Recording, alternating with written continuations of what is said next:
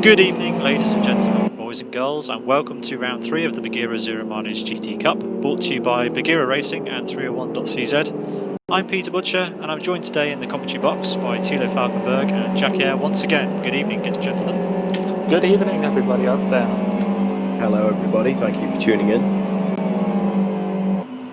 Cheers, guys. The Buggyra Zero Mileage GT Cup is a 10-race series using the XR GTR car inside the Live for Speed simulator software. The XR GTR is a front-engined rear-wheel drive GT car with a 2-litre turbocharged inline-4 engine, producing around about 490 brake horsepower. Today's event will consist of a 20-minute qualifying session, a 5-lap sprint race, and a 19-minute 55-lap endurance race at Kyoto Ring National Reversed, a 5.1-kilometre fictional track within the simulator. Your race director today is Robert Kodlaba, and your stream director is Yaroslav Shevchik. The technical partner for the Buggyra Zero Mileage GT Cup is 301.cz, and other key partners include Excalibur Army Slovak Training Centre, Eldis, VAG Logistics Services, K-Tech, New Trend, A-Track, FC System, and Yordak. So, right on the screen at this very moment, we are watching qualifying. There's around about 14 minutes remaining, and on screen is Isaac Price. Isaac in 4th position at the moment. Fastest time he's set so far, 1:35.76.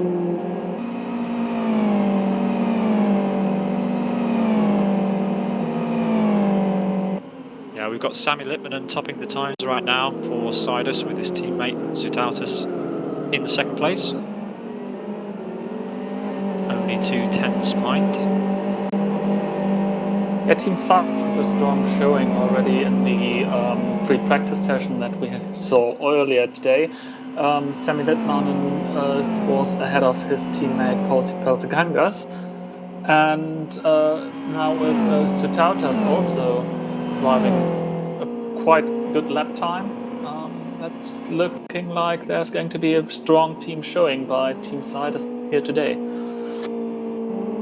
And as I speak, Pauli Peltegangas goes into the 4th position because Isaac Price just overtook the bunch of Team Saddest in their pink liveries with a 1:34.93 currently on the provisional pole position. Isaac, the first driver out of everybody so far in this qualifying session to break into the 34s. Like Thilo said, we've got Saddest 2nd, 3rd, 4th.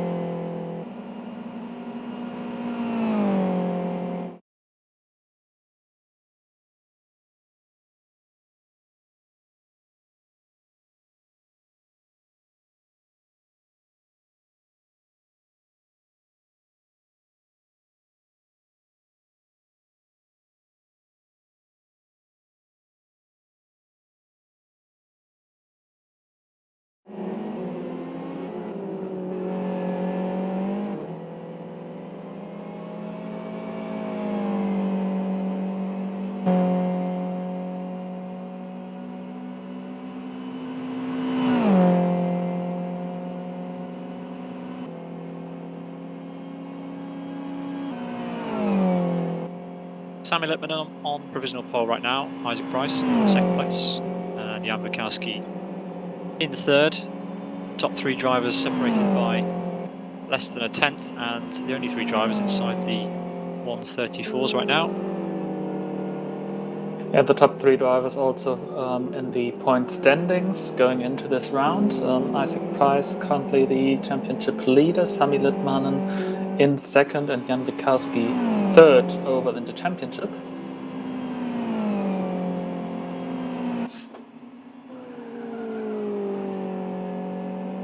So the best three drivers of the season so far are also the best three drivers after about half of the qualifying session over here.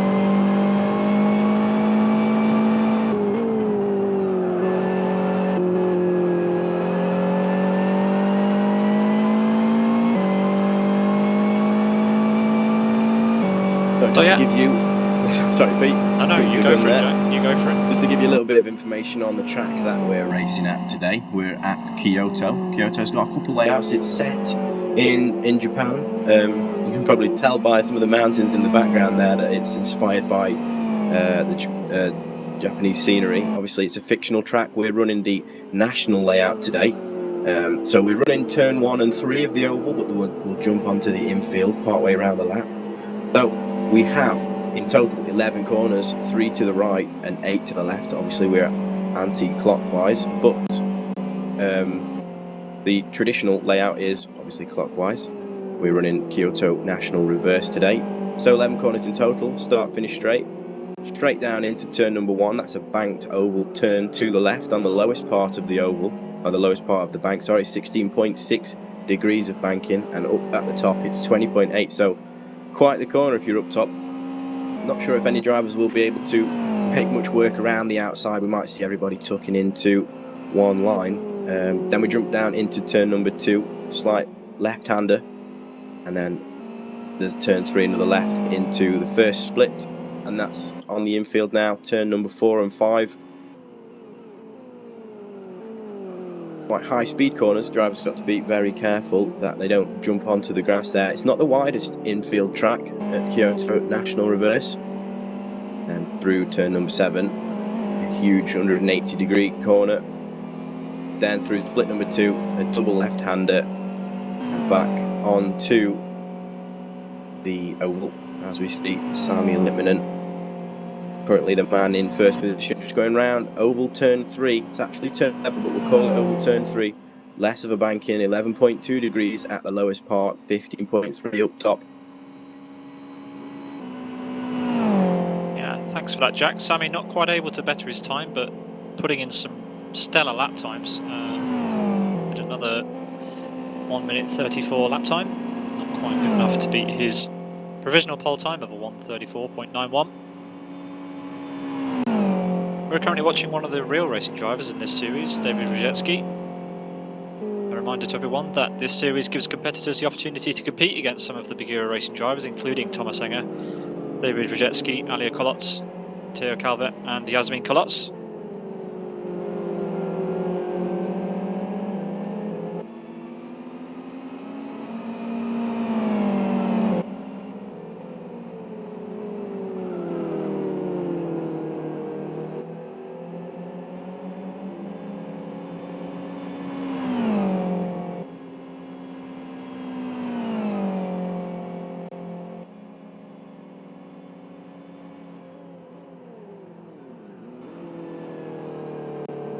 We're going to go on board with Jan Bukowski as he begins a flying lap of the Kyoto National Reverse track.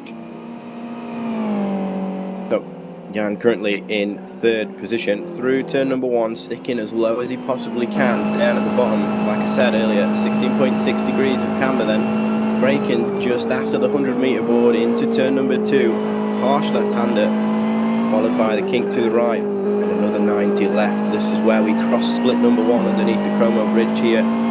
What's the split time going to be? First split 29.29 as he hooks out to the left to get it turned into turn number 4.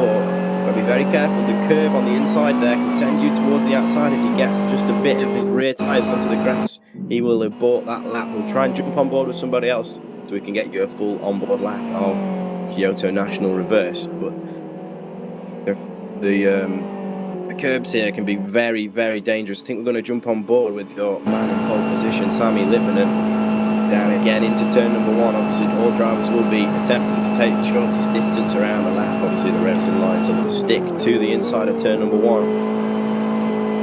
Through turn number 2 now, using all of the track. Work it out wide, use that AstroTurf on the outside of turn number 3 now. Under the Chromo bridge through split number 1 at 29.17, split 1 for Sammy Lippman. Manages to get it turned into turn number 4, doesn't run too wide, although slight bit of the grass there. You might keep going with this lap through turn number 5 now. The little AstroTurfs on either side can benefit you here. Track limits allow you to cut those ever so slightly. This is the 180-degree turn 7 that I was talking about earlier. Very easy to lose the car. You've got to be so committed through that corner and on the edge of grip the entire way through. Through to split number 2 now. Split 2 was a 1 minute 3.82. Just slightly locked the rears, did Sammy, through into turn number 8. Isaac Price is now on the pole position with a 1:34.66, the current leader in the championship standings.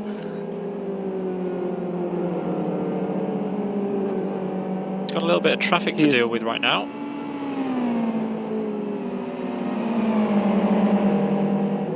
In second position, Sammy Lippman for Saddest, 1:34.91. Jan Kowski in third position, fourth position Victor Veloso, fifth Zutautas, sixth Peltakangas, seventh Lakutskas, eighth Adam Brown, ninth Vdoviats, and 10th Cotillion currently in the session. We've got still 4 minutes 20 seconds to go. As Isaac comes into the final couple of corners, basically starting the flying lap right around the exit onto the oval. You need to get all the momentum onto that bit of tarmac right up to the outside retaining wall. Drivers will stay up against the wall all the way around oval turn 3 before they start the lap. That's a bit of distance between them and the start-finish line so that they can get a couple more kilometres out of the car before they start the time lap. I wonder what Sammy Lippman can do from P number 2 at the moment. He's got just under 3/10 to catch Isaac Price in 3 minutes to do it. 3/10 is a lot.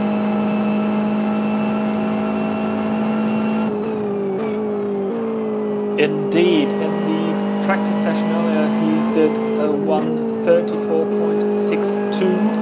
So if you can repeat that lap time, that would put him into the pole position. But then again, the conditions are different as Isaac bails on his lap.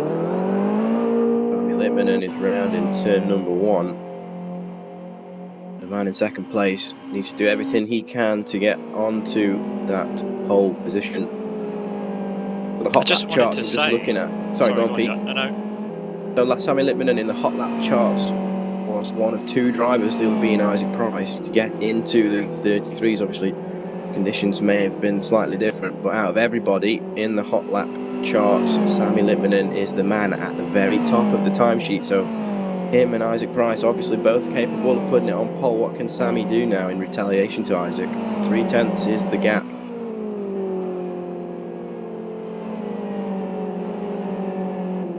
I just wanted to say, chaps, that the gap at the front is one of the biggest we've seen so far in this series. Nearly 3/10.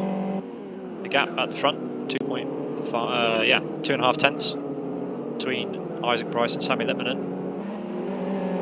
As far as I know, Sammy has the current world record at this track, so he's definitely capable of putting this car on pole today. He rounds the last corner. Let's see what this time will be. I have the strong feeling that the traffic is actually a problem in this session. Just 20 minutes and not a lot of space on the track. Sammy does take pole. He takes provisional pole. He goes a 10th faster than Isaac Price. What a lap. 1:34.56. We're going to have a battle right through the race between these 2 guys today. Yoni Cotillion slots himself into 3rd place, 100th behind Isaac Price. Super close at the front once again. We've got just over a minute of qualifying remaining. Isaac Price's round in the final corner, right up against the wall. This will be his last attempt at pole position. Currently in second, needs to find a 10th to put it just in front of Sammy Lippman. And now we know Isaac is capable of this, but even if he isn't, do not discount him for the race. He's won both of the endurance races and one of the 2 sprint races that we've had so far in rounds 1 and 2. This is the man at the top of your standings. More points than anybody else, more race wins than anybody else, more fastest laps than anybody else. If anybody is to put it on pole position, it's Isaac Price. What can he do? Amazing first split from him at 29.23 as we round turn number 4. Very tricky infield section, using all the AstroTurf to his advantage now. Big round to the left, turn number 6. Keeping in a straight line for the harsh braking. For turn number 7, stay on the inside on the absolute limit of adhesion here. You can see the slip angle, using every single bit that he's got. Runs slightly wide onto the grass. That will have lost him a little bit of time. A 1 minute 3.60 middle split is not the fastest that we've seen from him today. I don't think he will improve on this lap. Obviously traffic is definitely an issue, not for Isaac this lap, but throughout the session for other drivers, as it is at every track really. If you meet the traffic on the infield, it can hinder you, but if you meet them on the oval, it can work to your advantage. But 32 cars have set lap times so far, and the track being only 3.2 miles long, not exactly easy to get yourself into some space. So Isaac across the line at 34.71, just 500 slower than his lap that put him in P2, and that's qualifying over.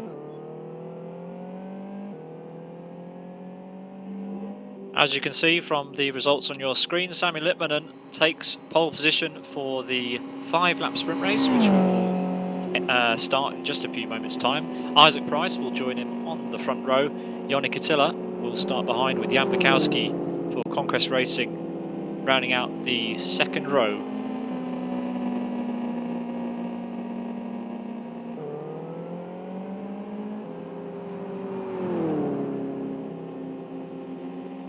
I think on Isaac's final attempt, just there, out of turn 7 where he ran onto the grass ever so slightly, that 180-degree right-hander, that cost him, I think, around about 2/10 if you think about it. That might have been the defining factor that he remains in P2 and doesn't take pole away from Sammy Lippman, who will start from pole position for your first race, a 5-lap sprint race. Final 2 cars are now coming onto the oval on a fast lap. Patrick Hall and Tomasz Stybarek. At least Patrick Hall is still on a flyer. Yeah, the final driver to cross the line. Patrick currently in 17th. Oh, so he must have crossed the line. He must have, yeah. After. Did not count that lap. He remains obviously in 17th position, the highest of the race green autosport machines. Yeah, a good turnout for the race green team in grid 1 today. 4 of them. Patrick Hall, Daniel Balla, Ronnie Krompus and Red Bot. Yeah, Ronnie Krompus, who actually won the endurance race 2 weeks ago. In Division 2. In Division 2, yes. But yeah, promoted to Division 1 for this race.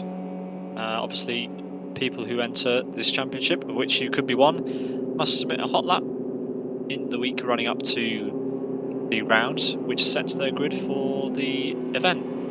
You can sign up for this series, it's not too late, on the Buggyra 301.games website. So, qualifying has ended. Sammy Lippman on pole position for Team Saddest, a 1:34.56. He is followed by Isaac Price for Williams Esports. 3rd position, Yoni Cotillion for World Class Lyons. 4th position, Jan Mikowski. 5th position, Victor Mateus for Energy Virtual Racing. 6th position, Lucas Chutautas for Team Saddest. 7th, Ricardo's Petrovicius for Last Lap Motorsports. 8th, Poli Paltakangas, Team Saddest. 9th, Vitautas Lagutskas, Last Lap Motorsports. 10th position, Adam Brown for TC Racing. 11th position, Vidoriats for Conquest Racing, followed by Picanco for Road Appraiser Racing. 13th is Toth, followed by Puntola for Genian Racing, Piroppo and Lima for Energy Virtual Racing. Then it's Hall for Race Green Autosports, Salkauskas for Team 6 Speed, Stibarek for in 19th, 20th to Balla for Race Green Autosports, Lutzki in 21st, 22nd, Virtanen for Born to Race, Gotch for Team Rock Racing in 23rd, Drada for Nepex Racing in 24th, Kronpush for Race Green Autosports 25th, 26th, Yari Katila that is, for World Class Lyons, Jacob for Race Green Autosports in 27th, you might know him from his nickname Redbot, 28th, Donalik, 29th, Michael Malek for Master Race Car, Fitz Salomon in 30th, Tomasz Engel 31st, followed by David Wysecki in 32nd for Buggyra Racing. Thank you for running down the order. We should note that Thomas Enger and David Wysecki will take part in the sprint race, the 5-lap sprint race in Division 1, and then they will move over to Division 2 to compete in the endurance race. Today it's a 55-lap, 90-minute endurance race. And we are off for the lag lap, so we'll be back with you in just a few moments for the start of the 5-lap sprint race. Don't go anywhere.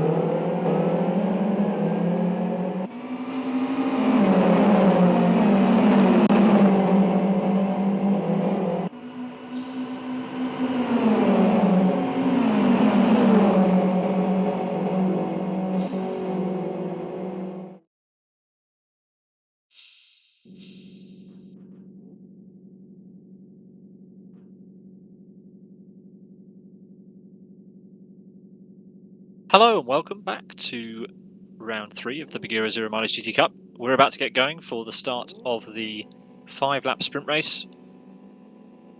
Sammy Lippman on pole position with Isaac Price in P2 alongside. 3 lights are on. And we're green. Great start for the top 2. Yoni Cotillion right there as well. A little bit of contact as we go through the first kink. Yeah, Isaac was on Lippman's left. Lippman didn't want to give him the room. Drivers need to filter out now, be very careful. They need to get in a straight line. Once we get onto the infield, there's not much room to go too wide. Isaac moves to the right, trying to make a move around the outside for turn number 2. Pull it off. There's contact in as the though he background. does. Oh, Adam Brown is flipped on his roof in the first corner.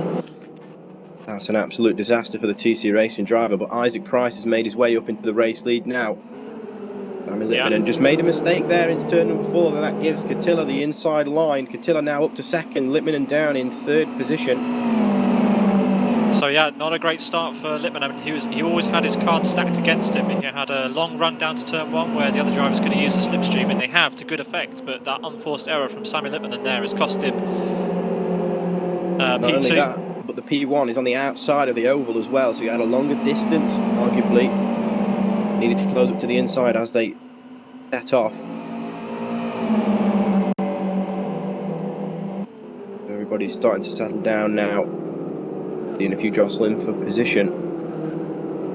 Ronnie Kronpush is in the gravel in That's turn 7. the long right. Yeah, turn 7. Yeah, it's going to be tricky for him to get out of there. Looks like he's pretty much given up with that one. Isaac Price has opened up a heck of a gap at the front right now. Almost a second in a lap. Keep an eye on the pit lane though. Adam Brown's rejoining the track. He's on the apron at the moment. So Isaac Price, a gap of 0.7 of a second now to P2, which is Cotillion. Followed by Sammy Lippman and your pole man in 3rd position. Yeah, remember, gents, this is only a 5-lap sprint race, very, very quick. And this will set the grid in a partial reverse grid scenario for the endurance race. So, important points at stake here, and not many laps to make up positions. Now you can see the top 3 now starting to separate from the rest of the grid. It's about a 1.5 seconds from 3rd to 4th position. Isaac is still not safe though from Cotillion. I think he will still be affected by the drag. Cotillion will have a bit of the slipstream on the long straights. Cotillion and Isaac both on a R2, R3 mixed strategy, so the softer compound on the front axis. David Godge there losing out to Simon As-Salkauskas and Daniel Balla, as Daniel Balla goes for a send on Simon As and makes the move stick, and Godge comes back. And maybe Donalik in the back in the pink car is now also getting a run on the 6-speed driver. He got it all out of shape, and that's given Salkauskas the breathing space he needs to have a run on Godge. He's going for the outside line on the oval.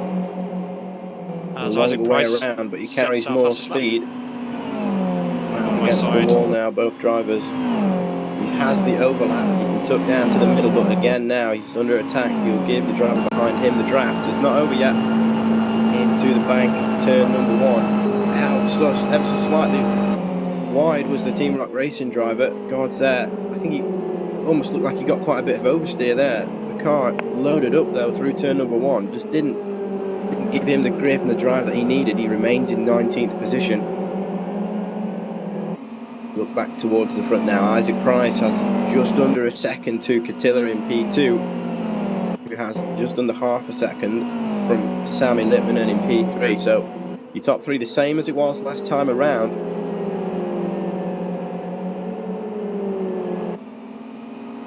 Meanwhile, Victor Beloso has made his way up to P4. Good effort. Incredible drive for him at the moment. He's got quite a bit of breathing room to the car behind him as well. The gap's 0.7 of a second between 4th and 5th position. I'm going to say Sammy Lippman and all over the back of Cotillion now.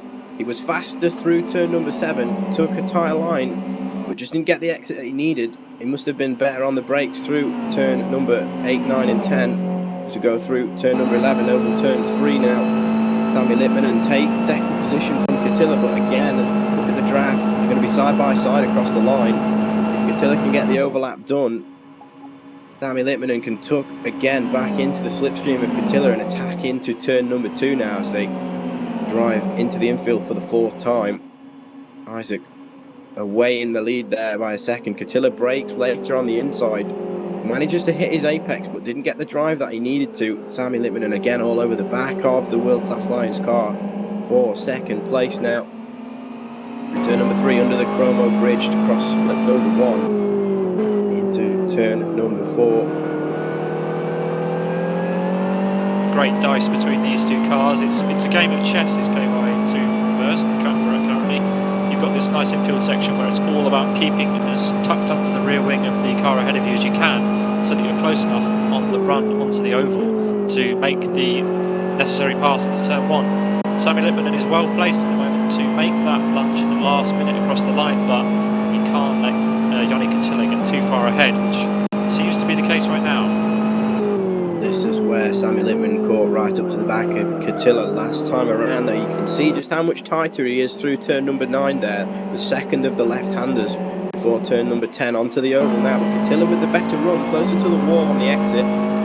Lippman is still in that draft, though. We might see some drivers strategically lift on the approach to the car ahead so that they can time their run perfectly, use it to their advantage. They don't have to pass, of course. You can use it as a fuel-saving mechanism for the endurance race, should you wish to do so. But the gap from 1st to 3rd now, Isaac Price, Cotillion and Sammy Lippman and Isaac, your 3rd and 1st place drivers. 1.45 seconds separates those two.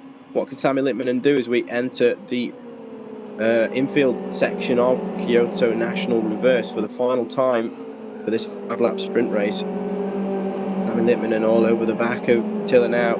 Cotilion's just got to control his car throughout this lap, try and maintain the gap as much as he can, give Lippman the least amount of, aid the draft as he possibly can. He needs to get that gap opened up, but I think we might see a move into turn number 7 now. This is the corner that we're approaching through 6. We know Lippman he seems to have faster apex speed. We'll see if the gap comes down here. Cotillion running wide. Look how far away he is from the apex. Can Sammy do now?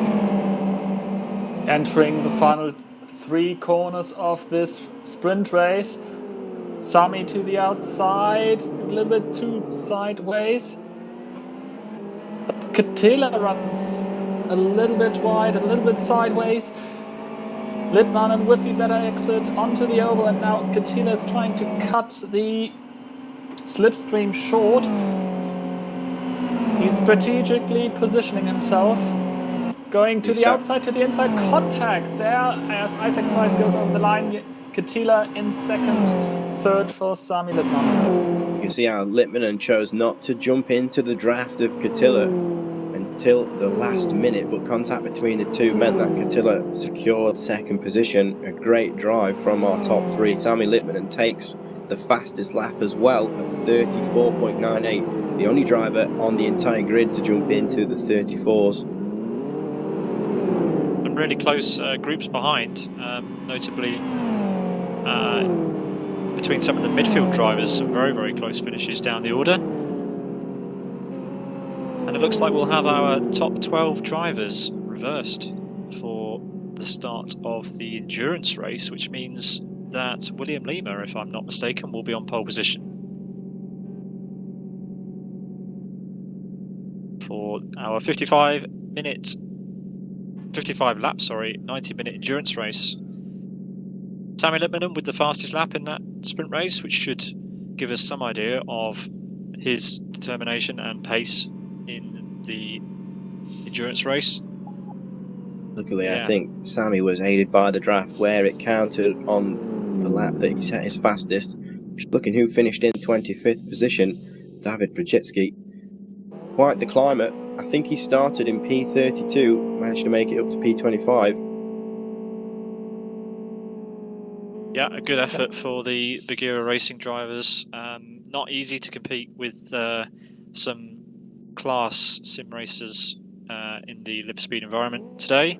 So good effort from those guys. They will depart and head to Division 2 for the endurance race. Now, it's easily understandable that they're not quite at the sharp end of the grid when it comes to guys on the... Obviously, the people that are at the sharp end of the grid here have been racing in Lippman Speed, you know, for 10 years. Yeah, absolutely agree.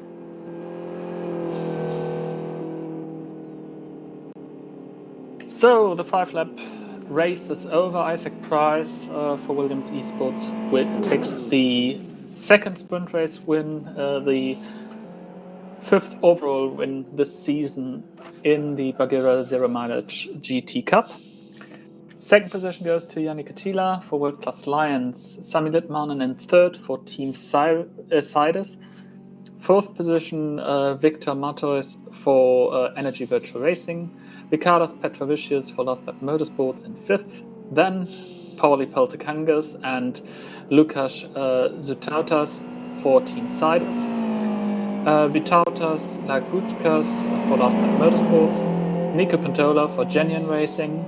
Levente Toth in 10th position. Jan Wikowski in 11th position. 12th, William Lima, probably on pole position. We're waiting for confirmation of that.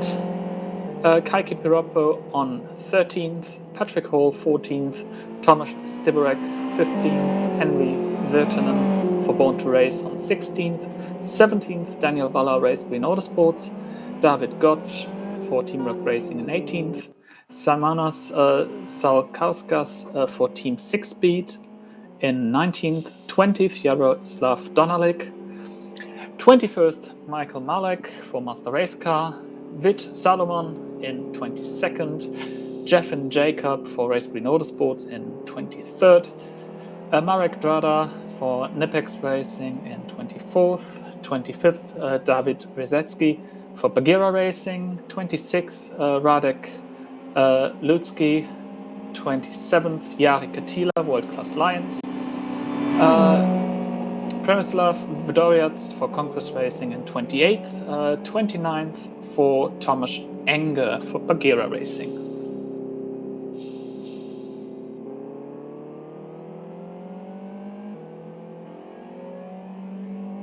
Yeah, 30th, Pedro Picanco for Appraiser Racing, and 31st for Adam Brown, TC Racing.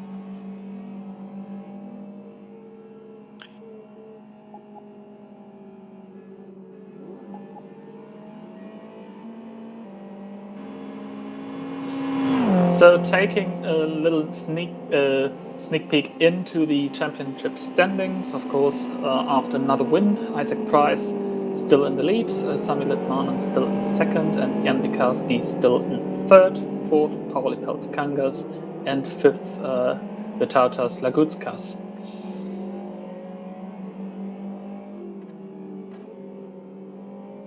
We'll take a short break here and we will be back for the start of the 55-lap endurance race. Don't go anywhere.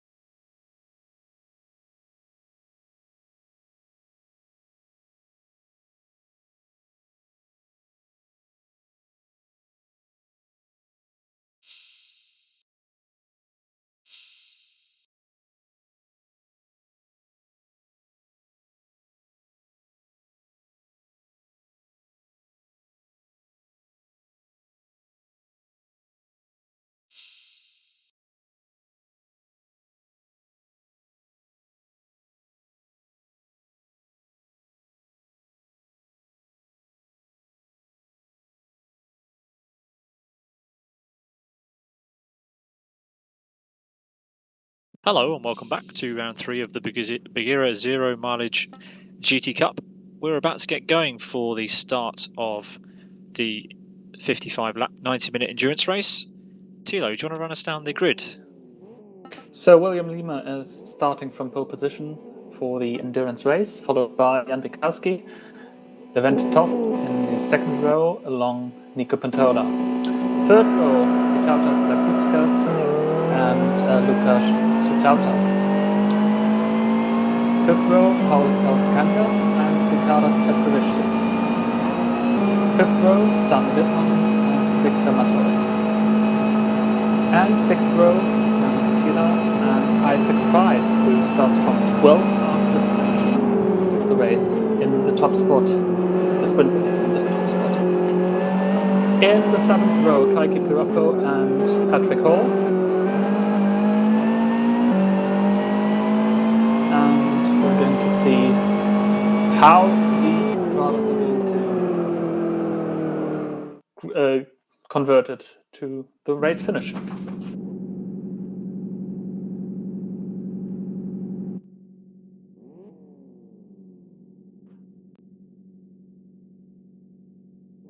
So, William Lima on the front row with Jan Bukowski for Conquest Racing alongside. 1 light, 2 light, 3 lights. And we're green. 90 minutes of wall-to-wall endurance racing, here we go. William Lima leads the cars down to the first corner. We've got 2 lines forming on the oval. Yeah, the goods cast. Another Saddest driver, Pantola, pulls out to the right now to join the cars up top. A bit of bump drafting there. Braking now for turn 1. Looks like Jan Bukowski's got the line into the first corner. Nico Pantola, Levante Toth and William Lima 3 abreast going into turn 2. The car's off in the background, but Jan Bukowski got a great break. William Altikangas with a great start too. Isaac Price is already up to P7 right now. Red flag, red flag. That was Adam Brown for TC Racing on his roof at the back of the shot just there. Once we get into the infield section, drivers have got to be very careful to make sure that they stay in single file. Very hard to navigate the infield section 2 abreast. So yeah, we'll be going for a full race restart. Unfortunate red flag incident there. So we line up again on the grid. William Lima alongside Jan Bukowski. Hopefully we get away cleaner this time.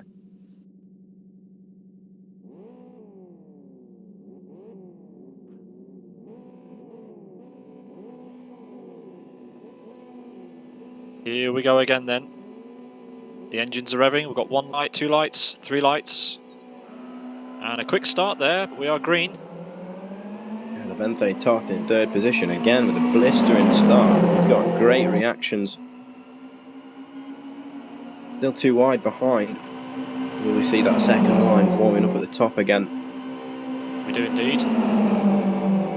Further back. On the rundowns, turn number 2 now, everybody. Filtering out. Bit of contact there between Toth and Pantola, but they managed to keep it on the black stuff. Yeah, Jan Bukowski repeating what he did in the first start, making great use of the toe down the home straight, and he's up to P1, William Lima, with a better start definitely this race, up to, drops 1 place down to P2, and Laguzkas is in P3 right now with Nico Pantola chasing him down in P4. Go ahead, Jack. Laguzkas just robbed Pantola of P3 back in turn 4. They want to keep on top. Isaac Price up to 8th position already. Going round the outside of Victor Veloso. P number 12 finds himself in 7th now if he can get the overlap done. He's on the inside now for turn number 8 for the first time. Oh, that's contact there between Petrovicius and Veloso there. 2 wide now into turn number 9. Yeah, the driver's not afraid to get their elbows out at this early stage. Victor Veloso from Energy Virtual Racing and Ricardo Petrovicius getting Oh, Kyoto hitting the rear quarter panel of Pedro. Getting a little bit into Zitautas there. This is a huge group of cars Four right now. wide. Now separating again. Thomas Stiberek now into 11th position due to everything that's happening. It's great to watch. He's got Yoni Cotillion on his inside. 3 wide, nearly into turn number 2 into the infield. Now Yoni Cotillion's got to defend from Lucas Zitautas. Zitautas on the outside, not the greatest of exits. That's not over yet as we approach turn number 4 for the second time. Oh, That's contact. Stiberek. Stiberek into the back of Petrovicius. Petrovicius looked as though he turned into the corner. Stiberek maybe too far back to make a manoeuvre, but the two came together. Petrovicius did not lose out too much. Cotillion not able to take advantage and take 10th position away. But to that end, he's still on the position where he started, while Isaac Price gained 5 positions in the first few kilometers of this race.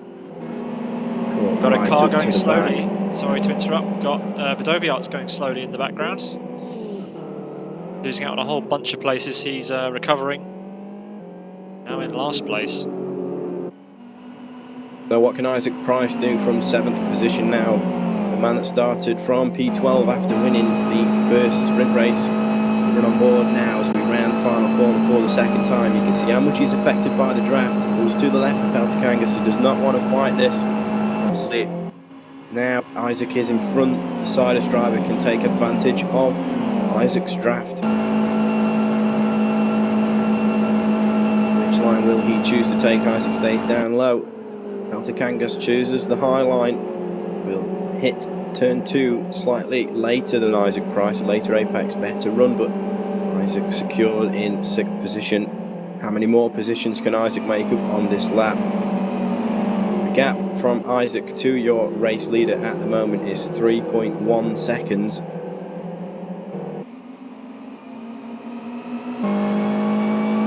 Yeah, he's making great pace through the field right now. He's coming up against the squabbling cars of Nico Pantola and Levin Toth, which he'll be glad to see, I'm sure.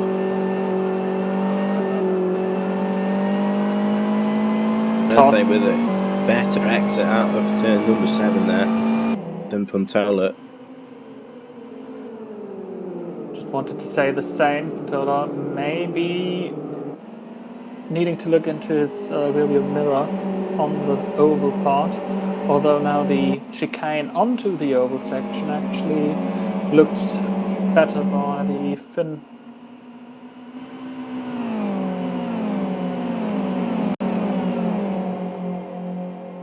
I think Isaac Price has got the toe of Levente now. Will we see an overtake by Isaac into turn 2? We're seeing it from the perspective of Levin Toth. I don't think he's going to be close enough this time round, but as I mentioned in qualifying and during the sprint race, it's so important now that Isaac remains as close to that rear wing of the cars ahead as he can in the infield section, where there's a lot of aero drop off the huge rear wing of these XRRs. He's going to go for the move early, it looks. Has a think about it.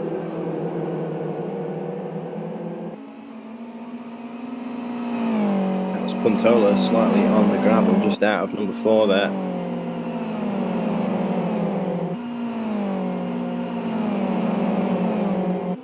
Isaac Price has got company behind. He's got Peltikangas and Sami Lippman following quite closely behind. Definitely a gap between Peltikangas and his teammate Lippman, which Isaac will aware of and will possibly be thankful of at this stage, early stage of the race, with 4 laps gone.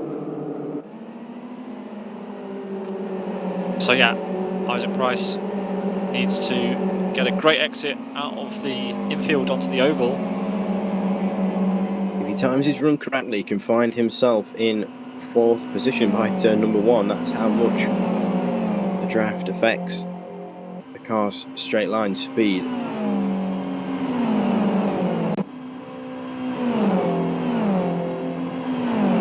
looks like Levin Toth is going to be making the move on Nico Pantola before any of that happens. He's right under the rear wing. Which side will he choose? He's going around the outside. We have a battle for the lead as well up ahead. Luguskas and Jan Mikowski battling into turn number 2 now. Luguskas, your new race leader, also at the moment he's the fastest driver on this track. Set the fastest lap on lap 3. But here comes Toth then for the final podium spot provisionally. He is sizing Nico up, and right now he's under pressure by Isaac, and Isaac is through. Nice move on the infield while Levin was trying to size up Nico, and Levin forced out onto the grass, and that lets Peltakangas through. Peltakangas on the outside for the 180-degree right-hander that is turn number 7, unable to get past this time. But you could see Levin losing the downforce in the left-hander there and running wide eventually. Isaac's now looking at the car of Nico Pantola. Well, Pantola there with the flash of the indicator, potentially giving Isaac place. Isaac with probably the best run I've seen him have out of turn number 10. The gap was closed up, but before they even filtered out up against the wall. Pantola now working with Isaac Price. You can see the bump drafting down across the start-finish line through the kink just before oval turn number 1. Definitely a risk, but a risk that both drivers seem to be willing to take at this stage, just to close that gap to the front 3. There's a move on in the background between Paulo Peltakangas and Levin Toth as well. Bit of contact, but Pauli is through, and now Sammy Lippman will be the next car to size up Levin. Yeah, but talking about the bump drafting, we've just seen Nico Pantola has tons of experience in the oval. He was a regular back in the day when Here Dimension Racing was organizing the Kyoto races, so he has a feeling for just turning left, and it was probably to the benefit of Isaac in this situation, but I think Nico hoped to get also some advantage out of this bump drafting. Not the only strategy we expect to see today. I'm pretty sure we'll see some interesting tyre strategies. We do expect most drivers to make a one-stop race. Most of the field, almost all of the field, electing an R3 front-to-rear tyre strategy.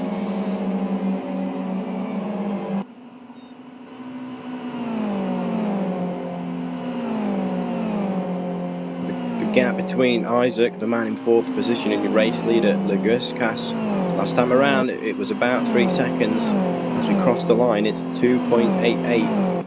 Isaac with his personal best lap time of 1:36.15, the fastest lap of the race at the moment, is set by the Saddest driver, the Tutas, a 36 dead. Oh, we lost connection to Ronnie Kronbusch. And the race green Autosport driver's internet connection, unfortunately, that sees the end of his race. Let's see how fast Isaac can close up to the three-way battle. They're slightly spread out just a little bit now. We're on lap 7 of 55. We're on board with Sammy Lippman as his teammate Peltakangas makes a mistake and slightly holds him up, so Levin Toth has been given a bit of a break here. Peltakangas not doing Sammy Lippman any favours there whatsoever. It's definitely hindering Sammy Lippman's run. He had to drag the brakes through turn number 6 on the approach to turn number 7 that we've just exited now. This is not what Sammy wants. Obviously, again, like Isaac, he's still fighting way up to the front of the grid. As Levin Toth just up ahead, slightly wide into turn number 9. You can see how close the two Saddest cars are now to the back. That car in P number 6.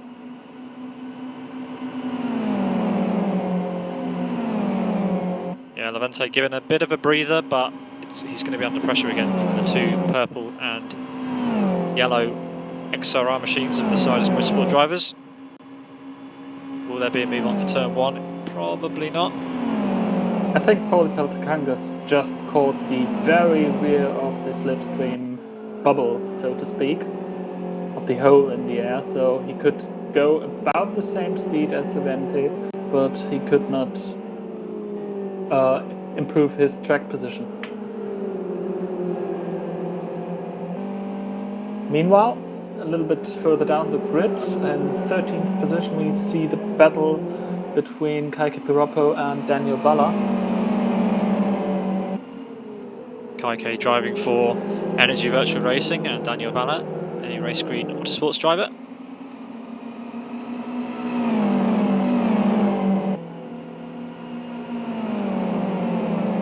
But in the infield section, it looks like Balla is losing to Kaike, who actually closes up with his teammate Victor Veloso. Yeah, we'll see if these two teammates work together on the pit straight, on the oval part of the track, sorry. It is quite risky to bump draft.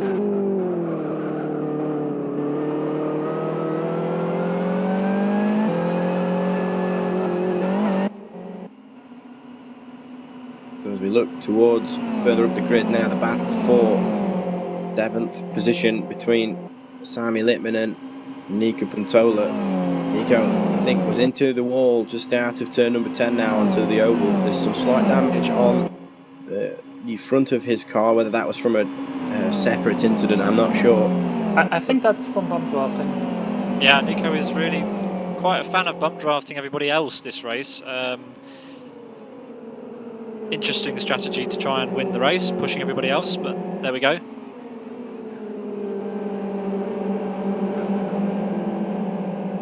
He's down to 8th place now and immediately under pressure from Ricardo Sprechvicius from Last Lap Motorsports. They nearly go too wide through turn number 3. Turn number 4, my mistake.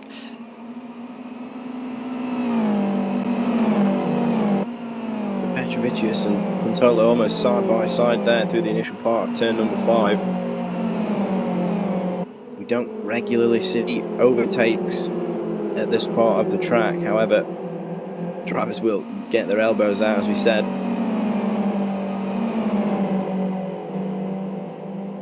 A little bit of weaving there. Yeah, Pantola not wanting to give Petrovicius the draft, and they touch. Petrovicius was just later on the brakes there than Pantola. And Cotillion gets involved, and that's Pantola round. Wow. That's the Saddest driver from 8th position. He's now past everybody.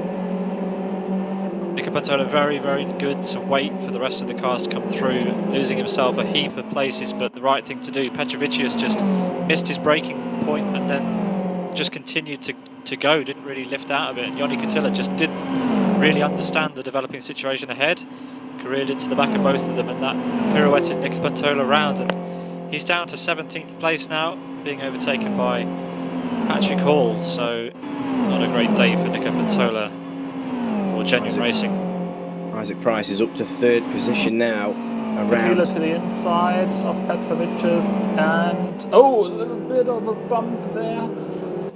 But the Finn is keeping the car ahead of the Last Lap Motorsports driver.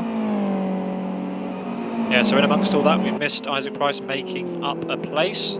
Yeah, it was at the start of this lap. I think he was aided by the draft around turn number 1. Just managed to get ahead before turn number 2. And you can see that he's already starting to extend the gap to P4 now already. So Isaac on the podium so far. We're on lap 10 of 55. Plenty of time left. 1.35 seconds between Jan Bukowski and Lagutskas in front, but 1.15 seconds only from Bukowski to Isaac Price in the back. The gap top from 4 have broken away. Sorry, go ahead, Jack. Did Isaac Price. He's maintained the gap that's just under 3 seconds from the race lead for the last 3 or 4 laps, whether he was hindered by the car of William Lima for the last couple of laps until he got around there. We'll see if he can close the gap now. He again sets his personal best. I believe that to also be the fastest lap of the race. Yes, it was. 35.85 from the man in P3. Started in P12 after winning the first sprint race. Can he extend this into another race win? It's early days yet. Time to go. We're a fifth of the way through after this lap.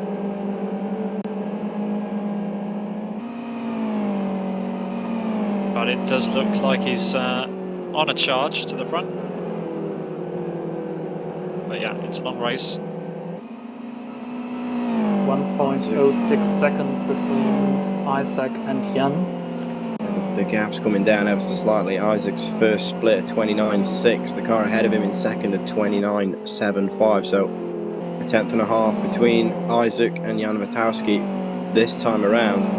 Bukowski again slightly faster than Jan, but Isaac the faster of the three so far this lap. An update on the Saddest Motorsport battle, which is happening. Sammy Lippman really isn't making a lot of progress behind his teammate Pauli Peltz-Gangas. Sammy Lippman consistently faster in practice and qualifying and the sprint race. Maybe they should start considering some team orders to let Sammy at least try and push forward in this race. But they're opting to race each other right now, and I can only assume that it's hurting them. It's definitely hurting Sammy because, you know, we know he's got the pace of Isaac, who's 8 seconds up the road from Sammy at the moment. Sammy needs to get around his teammate and start making that gap up as he moves to the left just after the start-finish line. We're approaching turn number 1. Peltz-Gangas doesn't fight his teammate, lets him through. We'll see if he comes back towards him into turn number 2. I don't think he's close enough. The gap's too big. Lippman up to 6th position now. This is where he needs to get his head down, catch up to the back of Levin Toth and around William Lima, the same as Isaac Price did. I'll let you know what the gap is between Lippman and Isaac Price, because if we scale this up, I would assume that these two would be first and second after the pit stops. The gap is 7.9, so it has come down slightly since the start-finish line. Isaac Price is not in anybody's draft. He doesn't have the benefit of that extra straight line speed, whereas Lippman did for the first part of the lap before he made the move on his teammate. We've got our first pit stop, which we could consider strategy right now. We've got David Godge in the pit lane. He's made a tyre change. So this could be an early stop for him and the Teamwork Racing team. Wonder if he can get to the end of the race on the tyres that he's on now. I think he'll have enough fuel, of course. But if he should be able to make it on the tyres he's just changed onto. Yeah, if he's going to risk going to the end with those tyres, he's got to look after them. We don't want any punctures in this race. That could be disaster for the Teamwork Racing driver. But he will rejoin in the middle of the pack, it looks like, after his 36.57 second pit stop for refuel, minor damage and all tyres. And look, Lippman and has been unleashed now. He takes the fastest lap, the man in 6th position.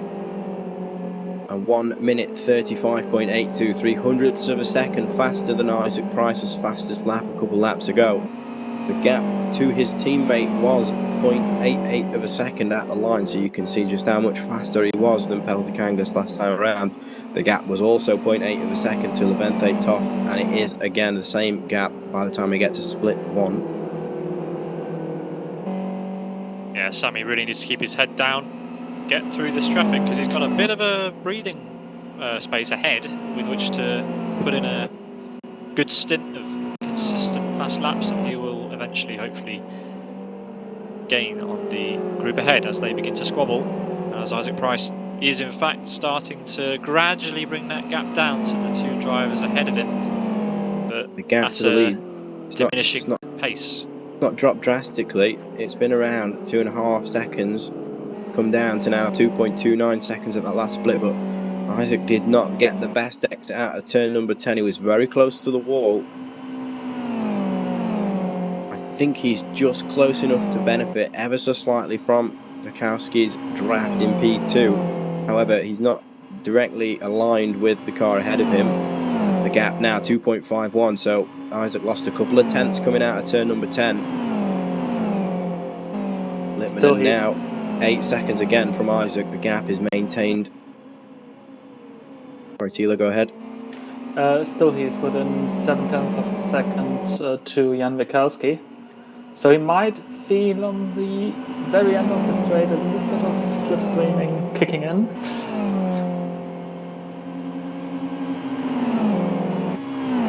I'm Not But sure I whether... think we're watching at the back of the grid as Michael Malek and... Yeah, Michael Malek just going past the lapped car of David Godge now as he's made his pit stop. Michael Malek famous for not stopping or trying to not stop, at least for us in the country booth. We had some fun commentating on it. Oh, he didn't really get that corner right. It looks like Jan Bukowski's tyres are beginning to fade a little. He's definitely reaching the heat peak of his tyres somewhat. Isaac Price in much better shape behind, and that's manifesting itself on our screens because Isaac Price is definitely starting to close in. He is indeed. I was watching those two whilst we were looking towards the back of the grid at the action going on around the track, and Isaac, he was just consistently faster at every apex, tighter around every corner, seemed to get a better run. However, this is not Isaac's fastest lap. Still faster than the car ahead by just over a tenth last time around. Obviously, as he gets closer, the draft will increase even more, and that can hinder him in the infield section, but catapult him around Mikowski and up into P2 on the straights. Through sector 1 last time around, Isaac was 2/10 faster than Mikowski. Not the case this time. 100 to separate the two so far this lap. Mikowski the faster of the two so far.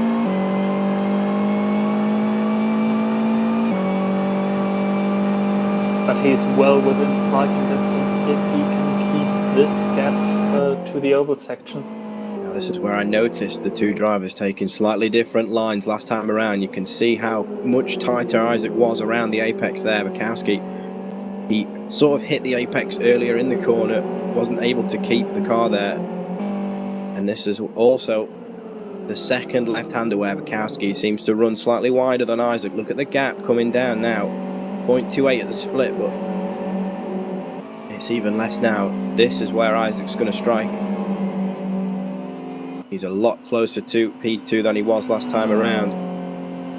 We might see a change before we even approach turn number 1 with the draft. Isaac's already about 4 or 5 miles an hour faster than Mikowski due to the draft. Also sets the fastest lap of the race, once again aided by the draft at 35.73. So Isaac now up to P2. Can Bukowski attack now into turn number 2? He's on the outside. He brakes ever so slightly later. He's not able to mount much of a counter attack. Isaac now up into P2. The gap to Luguskas in the lead as we go through split number 2 under the Chromo bridge, 1.86 seconds. So it's come down quite significantly. Luguskas is your race leader, his first split at 29.72. Isaac obviously still aided by the draft over the start-finish line, had a couple more mile an hour over the guy in first position at 29.41, so just over 3/10 faster so far this lap is the man in P2, and the gap to the lead will continue to drop. Looking further back a little more, in 6th position you can see how Sammy Lippman has caught up to the back of Levin Toth. Yeah, I've been keeping an eye on Sammy Lippman's pace, and besides the last lap that he just did, he's been consistently 4 to 5/10 slower than Isaac Price out front. But that's probably Lippman's due fastest lap is up there though. It's in the 35s. But yeah, while he's been in the dirty air of Levin, he's definitely been struggling. Yeah, it's quite hard. You need to be close at the end of the lap, at the start of the oval. And it's quite hard to get close to in the infield. That's where you've got to make up the majority of the time to the driver ahead to get close in order to get that run. And with that, you have to outdrive the driver ahead and some. The gap from Lippman to Levin Toth is 0.7 of a second. Last time around, Levin Toth was the faster of the two with a 1 minute 36.05, whereas Lippman a 1:36.37, so 3/10 separate them. Lippman needs to get around Levin and William and Jan Bukowski if he's going to bring it to Isaac Price. The gap was around 8 seconds. It's now 9.79 seconds. Sammy Lippman needs to pull something out of the bag if he's going to challenge Isaac Price and Luguskas for the race lead towards the later stages of the races. Obviously, once strategy takes place, once everybody has made the mandatory pit stops, and it is a dash for the finish, we'll see whereabouts he will be.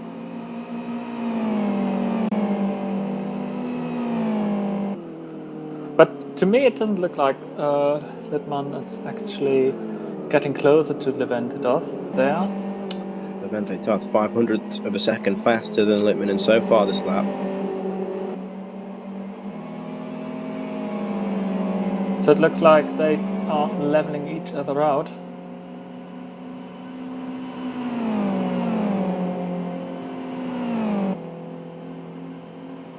So the race has calmed down a little bit. Yeah, all the drivers spreading themselves out nicely, and there'll be a few micro battles going on as drivers ebb and flow their pace.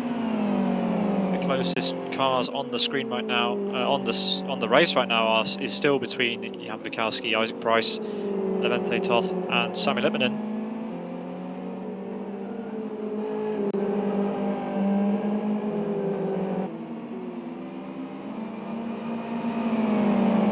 I would have expected to see. Sorry, go on. At least for now, Jan Mikowski looks like he can at least keep the gap controlled. Isaac is not pacing away, but in the moment, as I say so, the Polishman runs wide and loses a ton of track position to Isaac. Isaac is just an absolute alien when it comes to turn number 7, that 180-degree right-hander. He just seems to be able to hook it up and keep it on the limit, really, for the entire duration of the corner. Not really seen anybody be able to take turn 7 the way Isaac does. We're watching the battle between Jari Cotillion and Lutzky. Lutzky currently in 22nd place. And the world-class Lyons driver not in behind. Isaac Price again sets the fastest lap of the race, this time unaided by any draft. The gap ahead is over a second, the gap behind is irrelevant when it comes to the draft. Isaac with a 35.50 last time around. If he's able to do that in clear air, what's he able to do when he hits the draft at the perfect time? The gap to the lead comes down once again.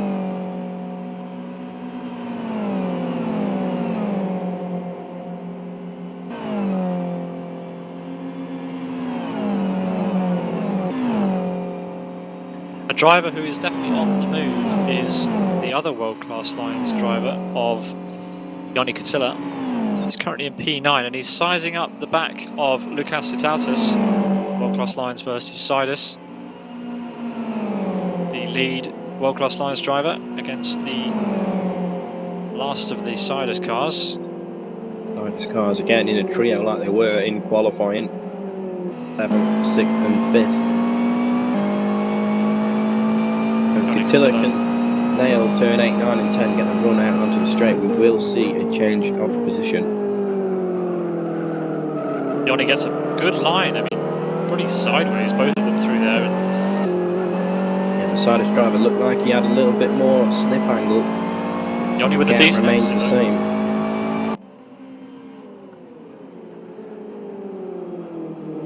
We're watching the battle between Nico Pontola and Adam Brown. Adam Brown recovering well, actually, and we'll see how this manifests itself on the oval. Nico Pontola with a good drive. There was a tactical lift as well there. Wants to get a better run on Adam Brown. Potentially working together now through turn number 3. It's got to be very careful if they bump drafting through the corner. It's but one up thing in front, Cotillion and Sitautas. Cotillion to the outside. He's trying to make the move, but runs way too wide. Back to you. No, thanks for that. I'm just saying how it's very risky to bump draft a car in the corners. Obviously, it's one thing to bump draft a car in a straight line. It does unsettle the car, but in a corner, it's another thing. So, Adam and Nico collide. Adam went for a move on Nico. Nico was already sizing up Patrick Hall, and it's not worked out well for either of them there. So, yet more bad luck for Nico Pantola there. Very opportunistic by Adam, and he'll probably regret making that move. I don't think he quite realised that Nico was already sizing up a move on Patrick. But yeah, Patrick Hall lives to fight another day, up in 17th place after that minor scuffle. And Vidoviart's made up a place as a result.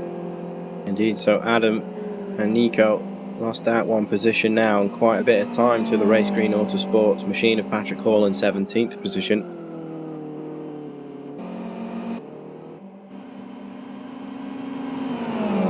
This is the closest that we've seen the battle for P5 now. Lippman pulls out to the left and the move has been made, and some. You can see he extends the lead by a couple car lengths. Levente tough, don't think he'll be able to fight back the 5th position come turn number 1.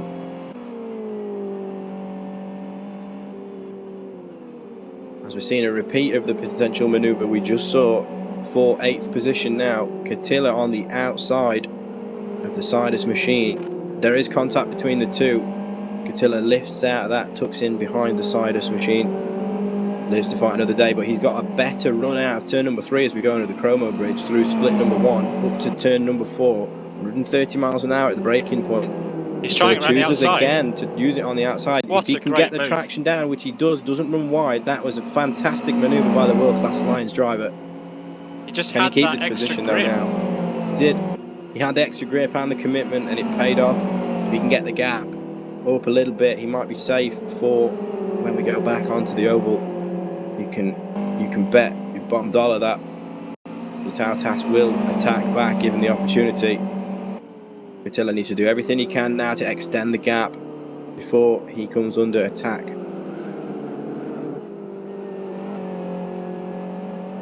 Who's going to get the better run out of turn number 10, the right and the left.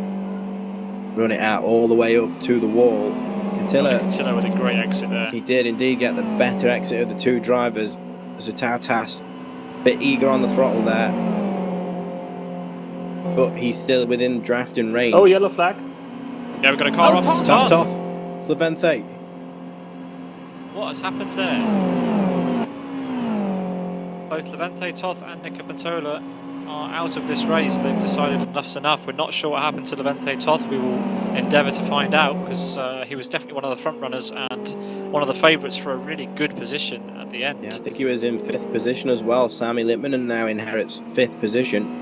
Peltakangas up to 6th. Cotillion up to 7th. Everybody behind has now inherited a free position from Levente, who unfortunately retires from this race. Not quite sure what happened.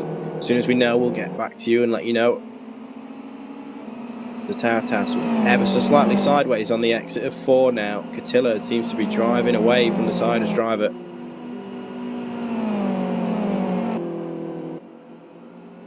.39 of a second separates your race leader and the man in 2nd position, arguably the favourite, Isaac Price. Isaac has won 2 of the endurance races out of 2. He'll be wanting to make this a 3rd.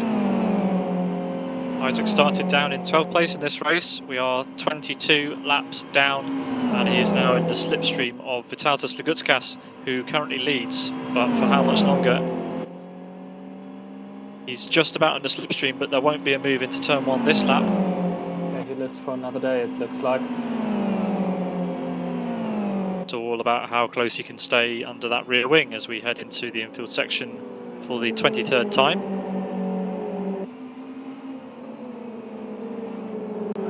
If you want Lagutskas just hooked that curb on the inside of turn number 3. That unsettled the car. Isaac now on the outside. Lagutskas puts up no defence. Yeah, Lagutskas just lost so much speed out of turn number 3. He wasn't really in a position to defend now. So, Isaac, your new race leader, followed by Lagutskas. And Bukowski is not too far behind the battle. You can see him in the back of the shots just there.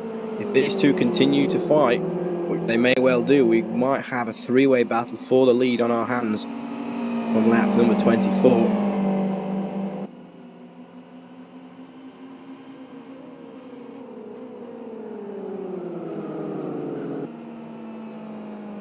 Luguskas slightly tighter than Isaac Price through turn 8 and 9.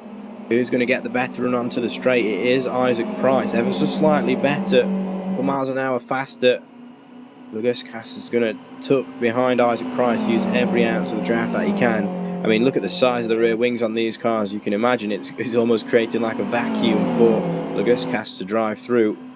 I think he's just too far away to make any use of that slipstream, unfortunately. Unfortunately, we found out that Levin Theta, it seems to be, it could have potentially been a hardware issue. He crashed into the pit wall, unfortunately, a few laps ago and retired from the race. Yeah, it's always devastating for a driver when something out of their control causes their race to end after all the practice that these drivers will be doing. We're on lap 24 of 55. We know we've got a 90-minute race here today for the endurance part.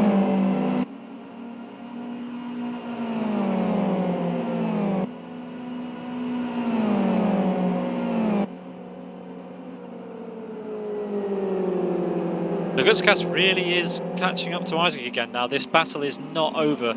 Isaac got a little bit twitchy out of the parabolica in the middle of the lap, and now Luguskas has found something. He's not letting this go. He's closed up right to the back, but a bit too much slide, and this all comes down to the exit again. Isaac with a slightly tighter line.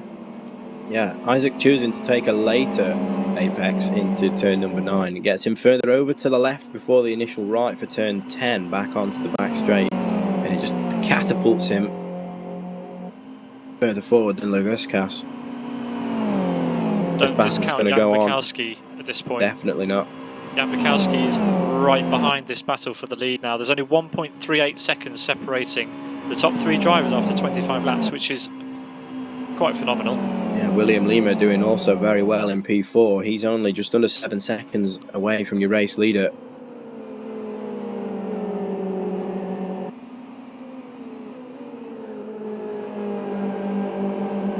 Yeah, Jan Bukowski, after struggling a little bit with his tyres and just general stability, has turned something around, and he'll be on the back of Vitautas pretty soon, I expect.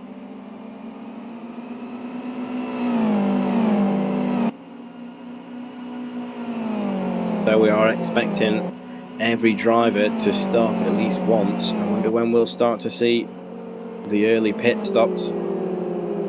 Drivers may have tailored their strategy so that they run a lower fuel run in the initial stages of the race and try to go a bit longer for the second part of the race. However, some might cut it down the middle and pit directly in the middle of the race.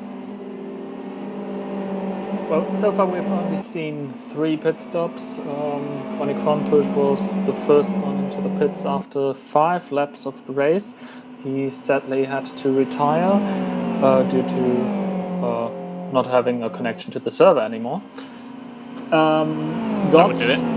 Yes, Gott is the second driver who was in the pits. He lost tons of time on the track due to this pit stop in lap 12. And Salkauskas for 6 speed, he was just 4 laps ago to the pit lane. He's currently in the penultimate position, so maybe an early pit stop due to the length of the pit lane and also due to the pace of the grid might not favor your strategy that much today. So the 3-way battle for the lead now. All 3 drivers separated by 0.74 of a second from each other respectively. I was about to say Luguskas on a charge. He set his personal fastest lap last time around, but Isaac Price going around about 0.2 of a second faster and sets a 35.20, and that's a blistering lap for your race leader, who was again last time around unaided by any draft whatsoever. And that's the point I'd like to mention. He was unaided by any draft when he did that lap, and that at this stage of the race, that is absolutely mega pace. The 2 guys behind him though are doing very, very similar pace. Jan Mikowski only a 10th slower, but definitely catching up to Luguskas now. Yeah, it's definitely a little easier to get to the faster lap times in the draft. Obviously, you are hindered by the draft when we go to the infield section of the lap, but the fact that we've got such a long, well, I call it a straight, the oval section of the track, which is completely flat out, the benefit of the draft more than outweighs the negative impact of it during the infield part. And we see Isaac Price now extending his lead to second place. The lead gap 1.17 seconds. I think we're about to have a move on for 12th place as Pedro Bukowski for Road Appraiser Racing is sizing up race green's Daniel Banner on the back straight. Instead of going for the move, he gives Daniel a little bit of a push. Now he decides to move to the inside. Doesn't want to overtake too early. He has a little bit of overlap. Daniel leaves him the room on the outside. And surely Pedro, unless he gets something wrong in the braking zone, will take over that 12th place. Daniel did brake earlier, but Bukowski with a slightly faster apex speed, you could see that the rear of the car came unsettled ever so slightly into turn number 2. Bukowski manages to keep the position as we go underneath the Chromo bridge for the 27th time today into turn number 4. The gap 0.16 of a second at the last split. Bukowski just seemed to get on the power earlier out of turn number 4, and you can see how much they're being separated by now. Can Daniel do anything from P13 into turn number 7? Split 2 line separated. Well, sorry, the split 2 line in between turn number 7 and 8. We'll see the gap was 0.7 of a second, I believe, last time we went through split 1 just before turn number 4. It is now 0.55. So Bukowski definitely faster through the infield section. Although Daniel does have the draft to deal with through the corners, that's not ideal. Daniel arguably with the... Unfortunately, he did clip the wall there. He looked like he was going to get a better run out of turn number 10 onto the oval than the car ahead of him, Bukowski in P12.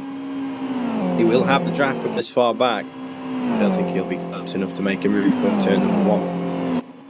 Meanwhile, up ahead of these two, the Energy Virtual Racing teammates of Kyoto Piroppo and Victor Veloso have been battling the whole race long, and they're kind of in this stalemate at the moment where neither of them seem to be able to get in each other's draft on the oval section. So very evenly matched right now. We're currently watching Kyoto Piroppo, who is at the back of his teammate, as they head under the Chromo bridge for the 28th time this race. We are approaching the pit stop window, you would have to say. Within the next 10 or so minutes we should see the first of the leaders coming into the pit lane to change their old R3 tyres and pop in some fuel for the last half an hour or so of the race. Yeah, that's probably a good strategy. We seem to have 3 battling pairs in the midfield right now. We are currently watching Ricardo Petrovicius as he sizes up Lucas Zitautas of Saddest Motorsport. Will he get a good exit onto the oval? Not as good as Zitautas right now. Yeah, the midfield battle definitely starting to spice up with these 3 battles going on, one between 2 teammates.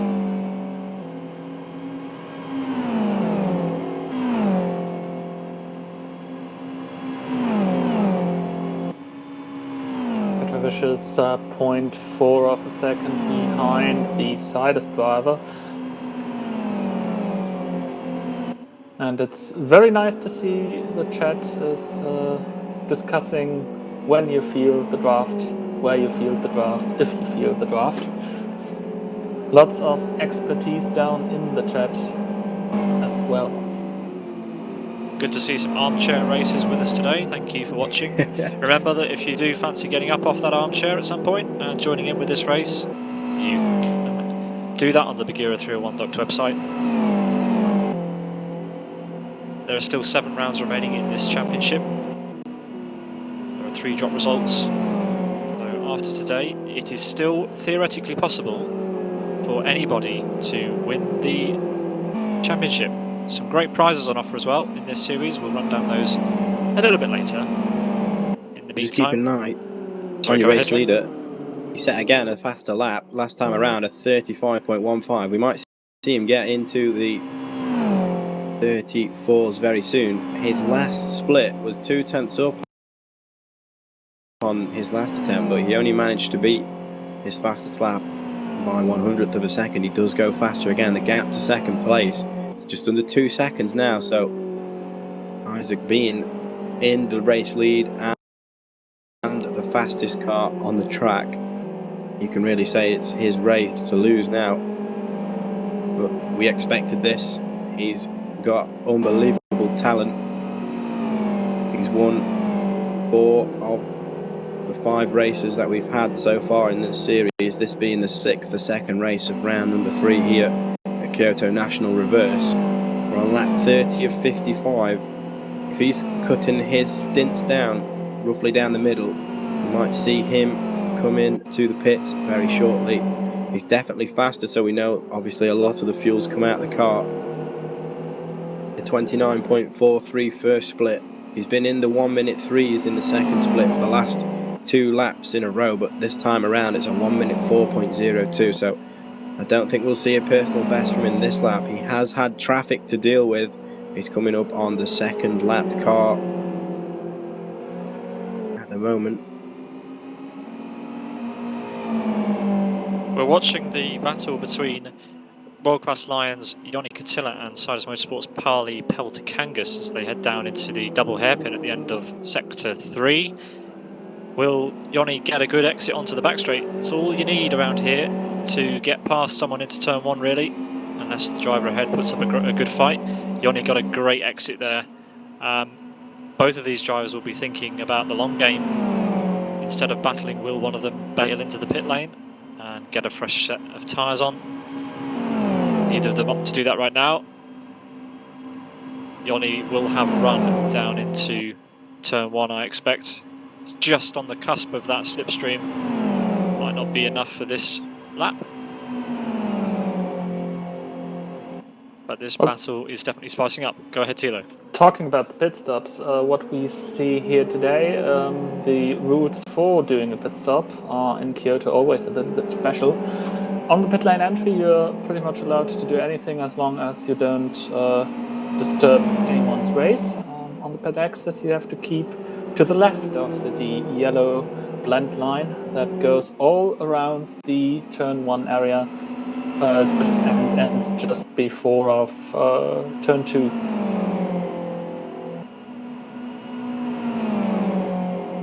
The drivers have to be careful on the way out of the pit lane then. They aren't aided by the banking of turn number 1 and they're on cold tyres. Don't think they'll be fast enough to drop it, but have to be very careful.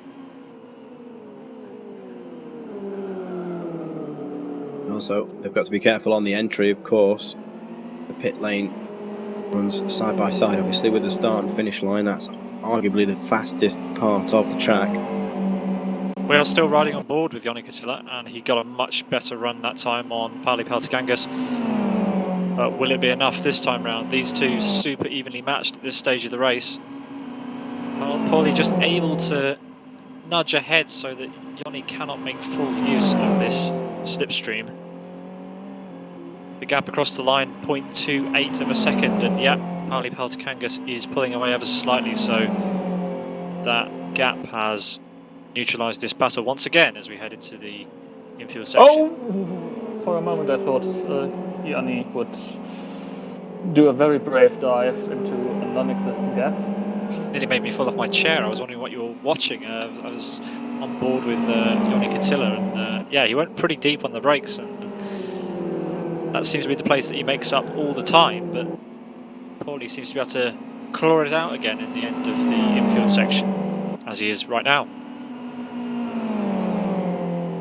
Plenty of drivers making pit stops. Round about just under half of the field have made their pit stops already.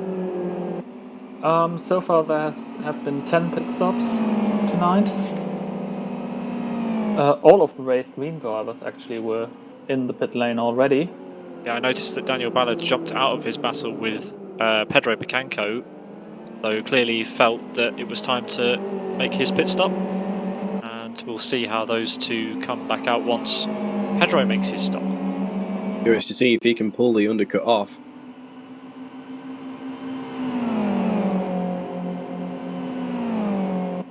Isaac with another fastest lap as he is now having to manage traffic as Patrick Hall just returned from the pit lane in front of the British driver.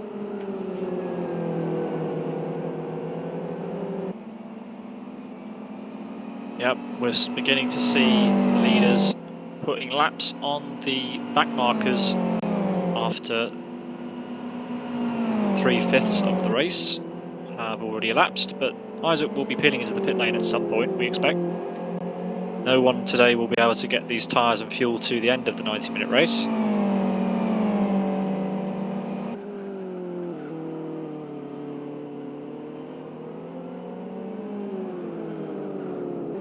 Yannick Cotillion must be getting pretty fed up with the rear wing of Paulie's car, so he'll be wanting to get past pretty soon.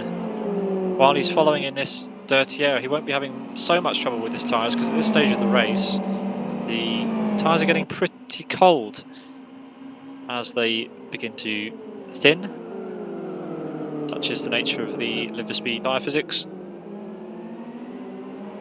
He'll have plenty of grip. I don't think that he's only going to be fed up with his rear wing, he's also going to be fed up with the color purple. As the Saddest cars are predominantly purple, at least when you watch them from the back. He only got a horrible exit there. This is the largest the gap's been in the time we've been watching this battle, so... Yeah, it was the lowest we've seen around split one. And just because he got too confident with the loud pedal onto the oval, he's lost a bit of ground to the Saddest driver.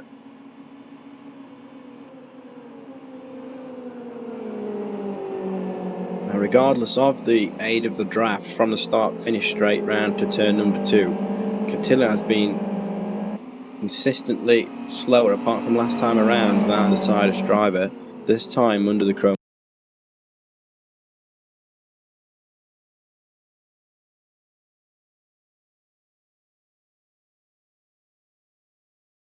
bridge. The gap's 0.47 seconds.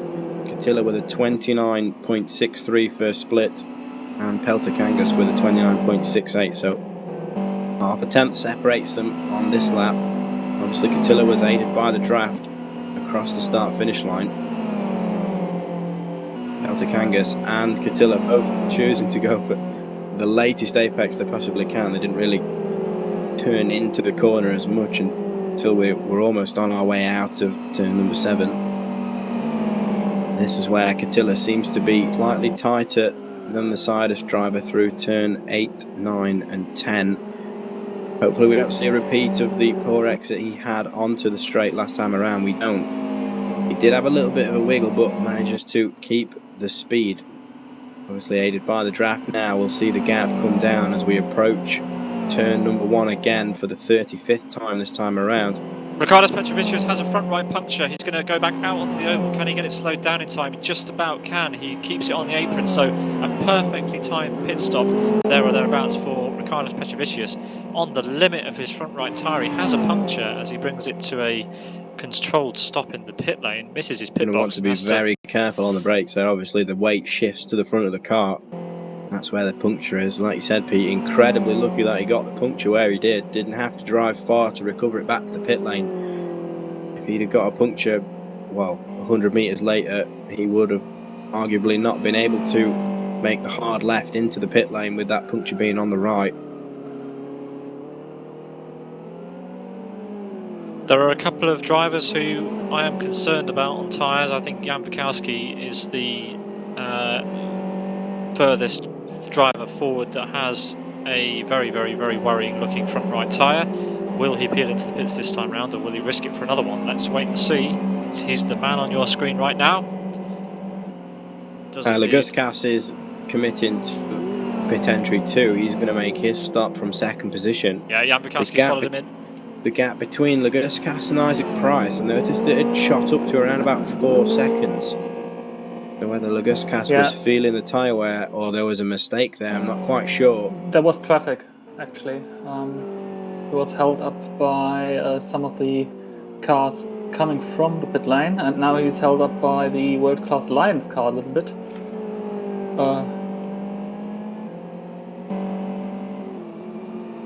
So it's all starting to kick off right now. Isaac Price stays out for another lap.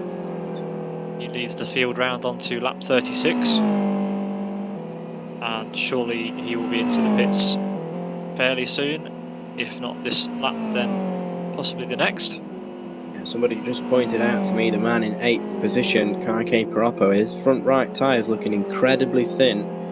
Now, if you think about it, he's been following his teammate the entire race almost, so his front tyre is arguably having to work a little bit harder as the draft will make, well, obviously he's got less downforce on the front, he's having to use more mechanical grip. The car is being pushed down into the floor a lot less than if he was in clean air. He needs to come in to make his stop if he wants to avoid a puncture. We're on lap 36 of 55 now. The EVR drivers approaching turn number 7 now. We'll see if they come in to make their pit stop, as Veloso just gets the rear left tyre on the grass ever so slightly, manages to keep it. The gap between the two teammates, 0.72 of a second. It's been around there or thereabouts for basically most of the race at this point. And that's a lapped world-class line as cars like Jari Cotillion. Looks like they're going round again, the EVR cars. As William Lima decides now's the time for him to make his pit stop. Isaac has also gone around again. Lucas Tautas into the pit lane.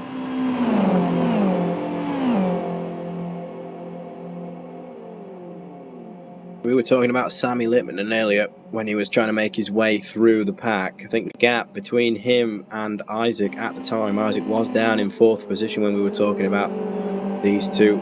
The gap now 17.28 seconds. Lippman now in 2nd position due to the fact that a lot of the drivers in front of him, apart from Isaac, have made their pit stops. Yeah, but Sammy and Isaac will be running around on lighter fuel loads now, so this is the perfect time for Sammy to gain that momentum and jump the cars that have pitted slightly earlier. Yeah, so obviously the cars that will pit earlier have the benefit of the fresher tyres, but also have the hindrance of a full tank of fuel that will get them to the end of the race. There is still an on-track battle. Yoni Cotillion and Pali Paltikangas are hopefully not forgetting to check their fuel levels and tyres, because they're locked in this heated battle that they've been in for about 15 laps now. Yeah, Yoni with a great exit. He has indeed. Peltikangas looks like he's got the healthier tyres of the two, although Peltikangas is the one that commits to the pit lane. That could be the fact that he could not have enough fuel to make it round another lap, but he's definitely life in those tyres. Cotillo with slightly thinner tyres. Peltikangas committed to the pit lane speed limiter very early and ran on the limiter for about 150 to 100 metres there, so Yoni Cotillo might like to hear that as he prepares for his pit stop, which... We're talking about Kake Paroppo as well, and his tyres looking thin. He's also in the pits now, in 6th position. Now 7th after Lippman on the escape road. Makes his way past. Where will Lippman come out? He's currently 7th position. Will he keep 7th? William Lima is arguably the driver that will be side by side with him come turn number 2. Sammy having to commit to the apron until we get to the end of the orange line into turn number 1. He does come out in front of William Lima.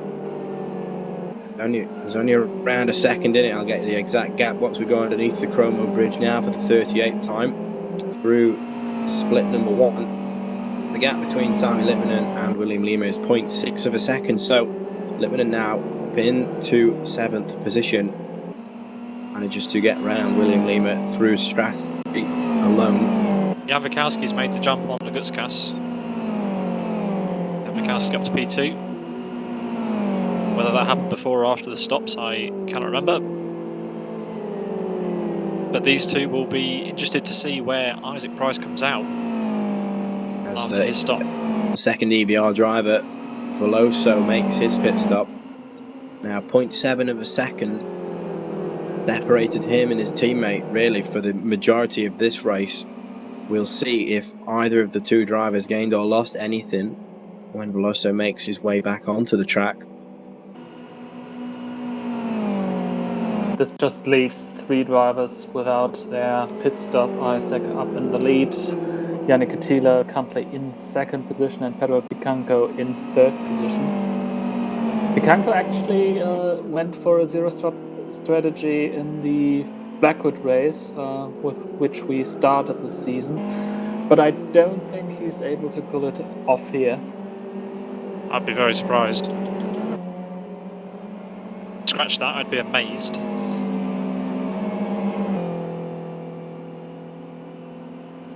We're just waiting for the man on your screen, Isaac Price, to make his pit stop. He's not doing it this lap. Going to go around and do another one.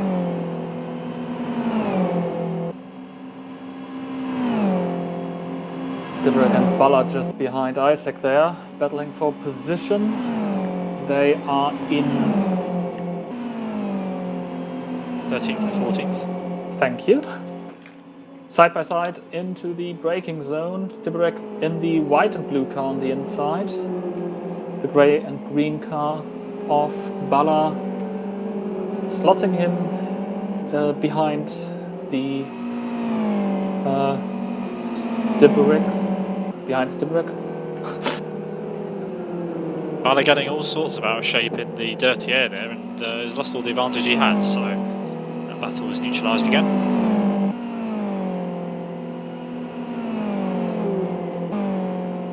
Picanco to the pits. But yeah, as we thought, not electing to try and get his tyres all the way to the end again. Good call.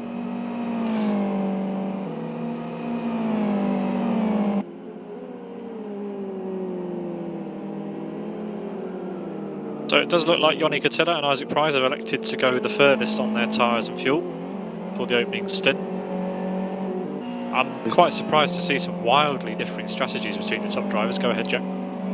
Just looking at the EVR drivers, they were separated by 0.7 of a second really for the majority of the race. Now 2.24 seconds separate the two. Piroppo again, the driver behind. As Picanco leaves the pits, he's going to slot in between the two EVR drivers, down in 10th position.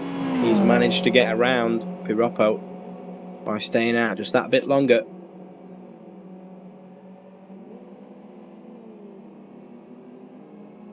It looks like Yoni Cotillion is committing to another lap, and No, he's braking very late.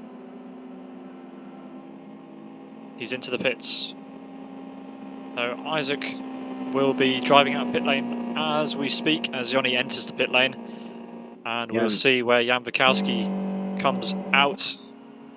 Yeah, Luguskas and Bukowski in a little bit of a battle now as we round oval turn number 3 Isaac's for the away and 40th time. So Isaac's halfway around turn number 1. Absolutely great use of the low fuel. He's so far ahead of this battling pair. Kind of unbelievable how much of a gap he's opened up thanks to the late pit stop strategy that he's elected to take. But that just shows you the experience. Bukowski, who's going to brake later into turn number 2. Bukowski backs off ever so slightly. Sorry to interrupt there, Pete. I wasn't sure what was going to happen between these two. We are currently riding on board with Luguskas, looking back at Jan Bukowski. The gap at the split, 0.47 of a second. Luguskas, the faster of the two drivers so far, purely because Bukowski had to back out into turn number 2 there. 10.3 seconds between Luguskas and Isaac Price. So Isaac, your race leader, comfortable gap to the cars behind. He can now just hit his marks and get all the way to the end. Absolutely dominant display so far, with 15 laps remaining. I wonder if the drivers obviously will tailor their fuel load to the amount of laps remaining. We might see another fastest lap towards the end of the race from any of the top guys. I tyres will be newer than they were when they were on low fuel in the first stint. I think we've seen the fastest laps. I'd be very surprised if anybody can set a faster lap at the end of the race than they were able to on their older, thinner, more optimum tyres. But never say never. All you need is a good slingshot, good draft down the home straight, and we might see it broken. Everyone in the entire field has now pitted, so that is our strategy over. So Race to the strategy flag has now. ended. the strategy has ended. Wow. Let's run down our order. We've got Isaac Price out front. Vitatas Lagutskas a fair way behind, battling with Jan Bukowski in P3. Then it's Sami Lippman, who has definitely caught up to the pair ahead after the pit stops, so we may or may not see him in a battle with those two by the end of the race. It just depends how much they battle. The gap is fairly significant, but we'll wait and see. William Lima is close behind Sami Lippman in 5th place. Then it's Yoni Katilla for World Class Lions, who was looking all the way over the back wing of Pali Peltikangas for quite a number of laps, and you'll be glad to know, if you're a World Class Lions fan, that he's made the jump on the Saddest Motorsports car. Not so much if you're a fan of Saddest, I guess, but Pali now in P7. His teammate Lucas Vitautas is in P8, just behind. Then it's the first of the Energy Virtual Racing cars. We've got Victor Veloso in P9 right now. Road Appraiser's Pedro Bacanco follows him very closely. And it's the other EVR car of Kaike Paroppo just behind him. Not seen much of Ricardo Petrovicius this race, but he's down in P12 for Last Lap Motorsports. Then it's Thomas Stibarek, who, if you remember rightly, was in a race-long battle with Martin Kapal, who's sadly not here today. Thomas Stibarek currently in P13. Next is Race Green's Daniel Balla, who is in a little bit of a scrap with Conquest Racing's Vidoviarts. Interested to see how that develops, as Daniel runs quite wide, and I reckon Vidoviarts might have a run on him here. We'll stay with this battle and continue the rundown afterwards. Daniel with a better second part of the chicane, but it does look like Vidoviarts has got that slipstream. Yeah, especially since Daniel a little bit drifted there through the exit of the corner.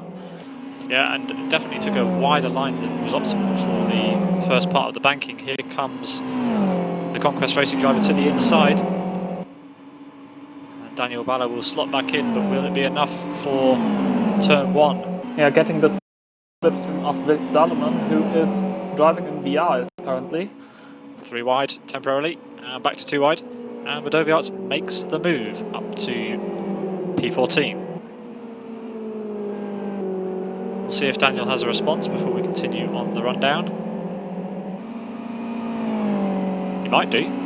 Vidoviarts got a little bit of a wiggle on, but Daniel Balla elects to stay behind in the race green machine, and I assume that battle will be neutralised for now.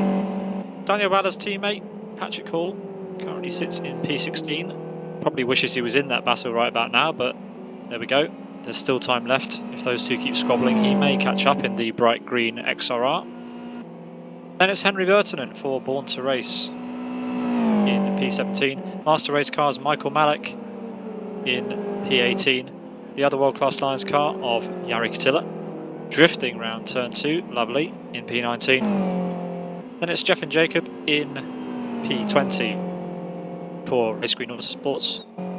Success is Simonas Salkauskas in P21, Yaroslav Donalek P22, Lutsky in P23, Vit Salomon in P24, and Teamwork Racing's David Godge rounds out our current field of 25 drivers in round 2 of the Buggyra Zero Mileage GT Cup.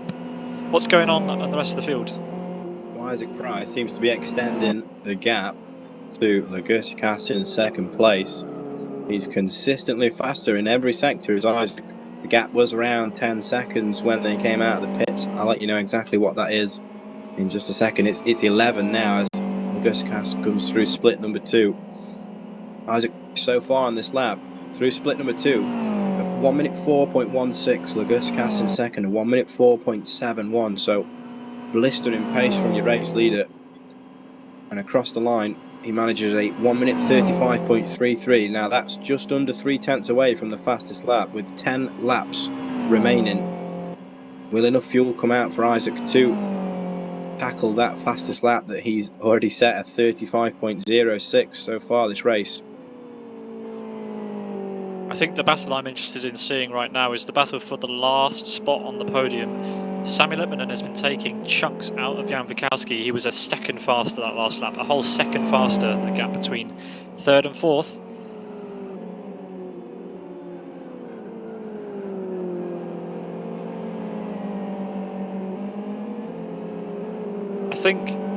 I think Sami Lippman will be able to close that gap down. I don't know if Jan Bukowski made a mistake. It does seem like a heck of a slower lap to have been purely pace related. It's possible that he made a mistake, but we'll keep an eye on it.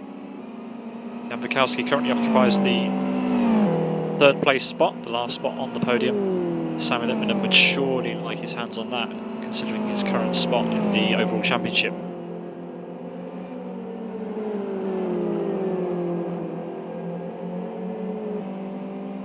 Right on board with the Saddest driver as he makes his way down to the final sector. Gets very sideways and nearly loses it onto the gravel. Could have been way worse. He was incredibly lucky to keep the rear right tyre on the tarmac and drive away from that little mistake there into turn 8, 9 and 10. At the last sector he was over 3/4 of a second faster than Jan Bukowski up ahead. Let's see what that little twitch cost him as he crosses the start finish line. Still faster. Jan Bukowski a 1:36.59. Sami Lippman in pursuit a 1:36.17. 4 and a bit tenths separate those two drivers last time around.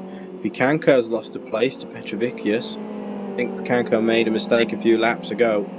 Last time around, it was in the 1 minute 40s. Petrovicius with a 37. I think Bukanko made a mistake into the final chicane. Now down in 12th position. Petrovicius up in 11th.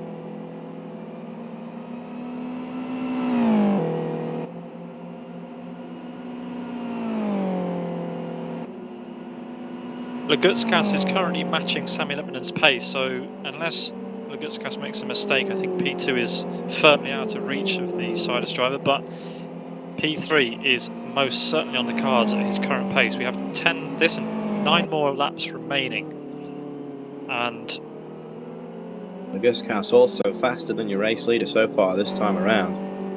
Only by 0.04 of a second into split number 2. Yeah, Isaac's maybe just beginning to manage his pace a little bit. He has such a comfortable lead that there's no point throwing the car away at this late stage. It's a long championship, no time for heroics right now.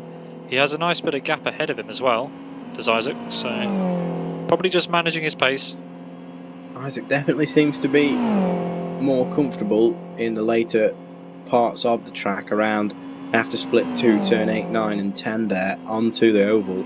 Because even though Lagutskas was a couple hundredths faster than Isaac up until the oval part of the track, Isaac did set the faster lap of the two by, I think, over a tenth. So Lagutskas can definitely improve his final sector. The gap just under 12 seconds now, so still increasing. The gap from Sami Lippman in 4th position to 3rd is now 5 seconds. 9.17 seconds separates Lippman from 2nd place.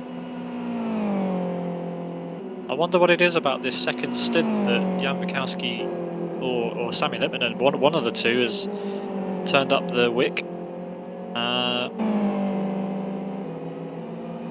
You do wonder where this pace was earlier. But Sami was so busy getting into battles and struggling to get past his teammates that he's ended up quite a bit further down than where he would have liked after his qualifying result. Well, if you think of the Mercedes in Formula 1, you often see that they are blasting away once they are in clean air, but as soon as they hit some traffic, they are suddenly... Ooh. Yaroslav Donelik in the gravel at the last sector.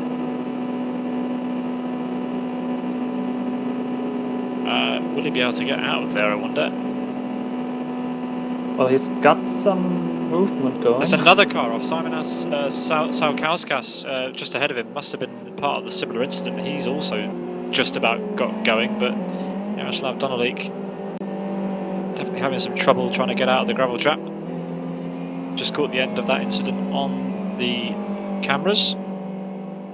He's now approaching the grass where he is going to have a little bit more grip. Simonas electing to come into the pit lane. I wonder what for. Doesn't have any damage or tyre issues, so possibly fuel or retirement. Yeah, just some tiny bits of damage there to the left-hand side. As we see, Yaroslav Donelik manages to get going as Isaac Price passes him, putting another lap on the very, very pink Buggyra Racing XRR.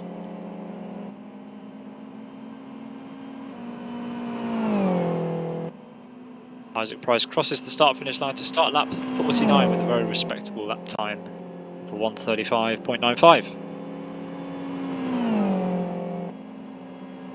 Let's see what the gap between... drive-through for Salkauskas in the pit lane.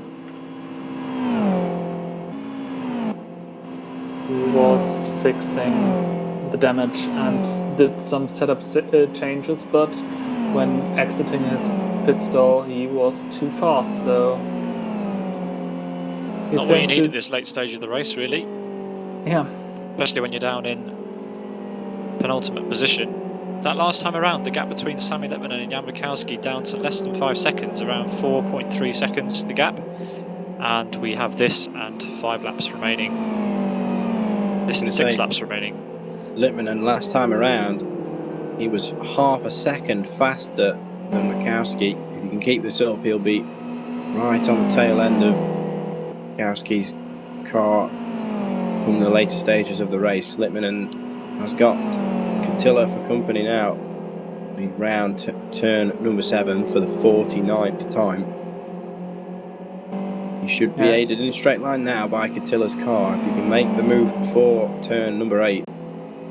Yeah, back markers around here can either be a help or a hindrance, depends where you meet them on the lap. Looks like Jari Cotillion being very helpful there, moving out of the way before the double left-hander at the end of sector 3. Jumping out of the way, more or less. Well, seeing 4.3 seconds. Seeing a white and purple car flying at you in your rearview mirror can't be a great sight. Well, he should definitely talk to his son, who was looking at the back of one of these purple cars for 2/3 of the race.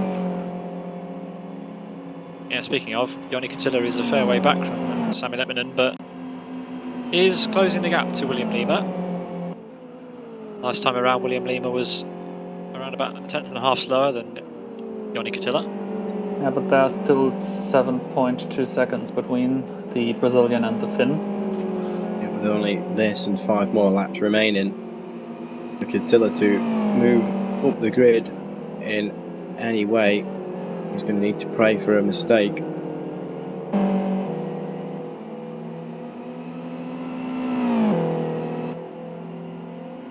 Sami Lippman still hunting down Mikowski for 3rd position, that last spot on the podium. Lippman so far around the lap into split 1 at least, 0.2 of a second faster almost.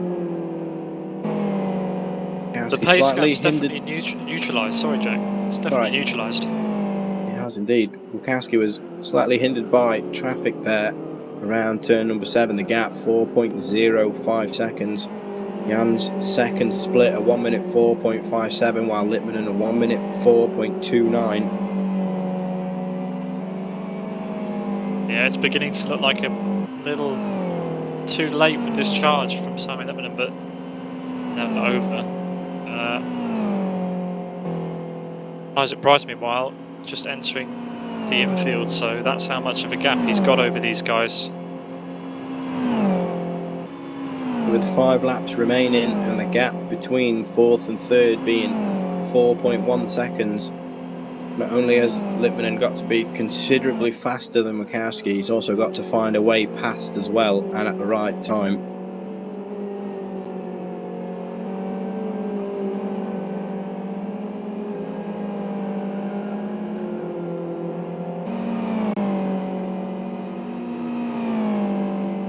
Isaac Price now 12.7 seconds clear of second place. The gap's still extending. Both identical splits in the first split for your race leader and the man in second position. Isaac the first of the 2 drivers to cross split 2 with a 1 minute 4.26. Bukowski follows suit. It is a 1 minute 4.27, so identical pace almost, apart from the 100th discrepancy in the middle split between the 2 drivers on track. But Isaac definitely the faster of the 2 through the 3rd sector of the track. Whether that's down to a difference in setup, potential wing angle differences, straight line speed is affected, of course. See the gap at the line. Isaac across the line last time around at 35.51. Bugowski at 35.67, and you can see up until split 2 they were separated by 100th of a second, but in that final sector Isaac's pulled more than a 10th and a half on the man in second position.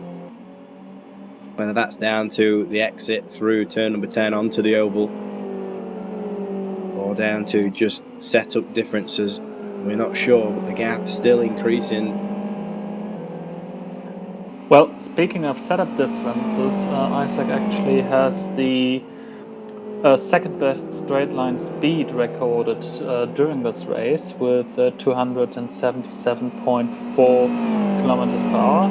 Obviously in one of the drafting situations, but he's only topped by David Gott, who is currently in the penultimate running P24 car with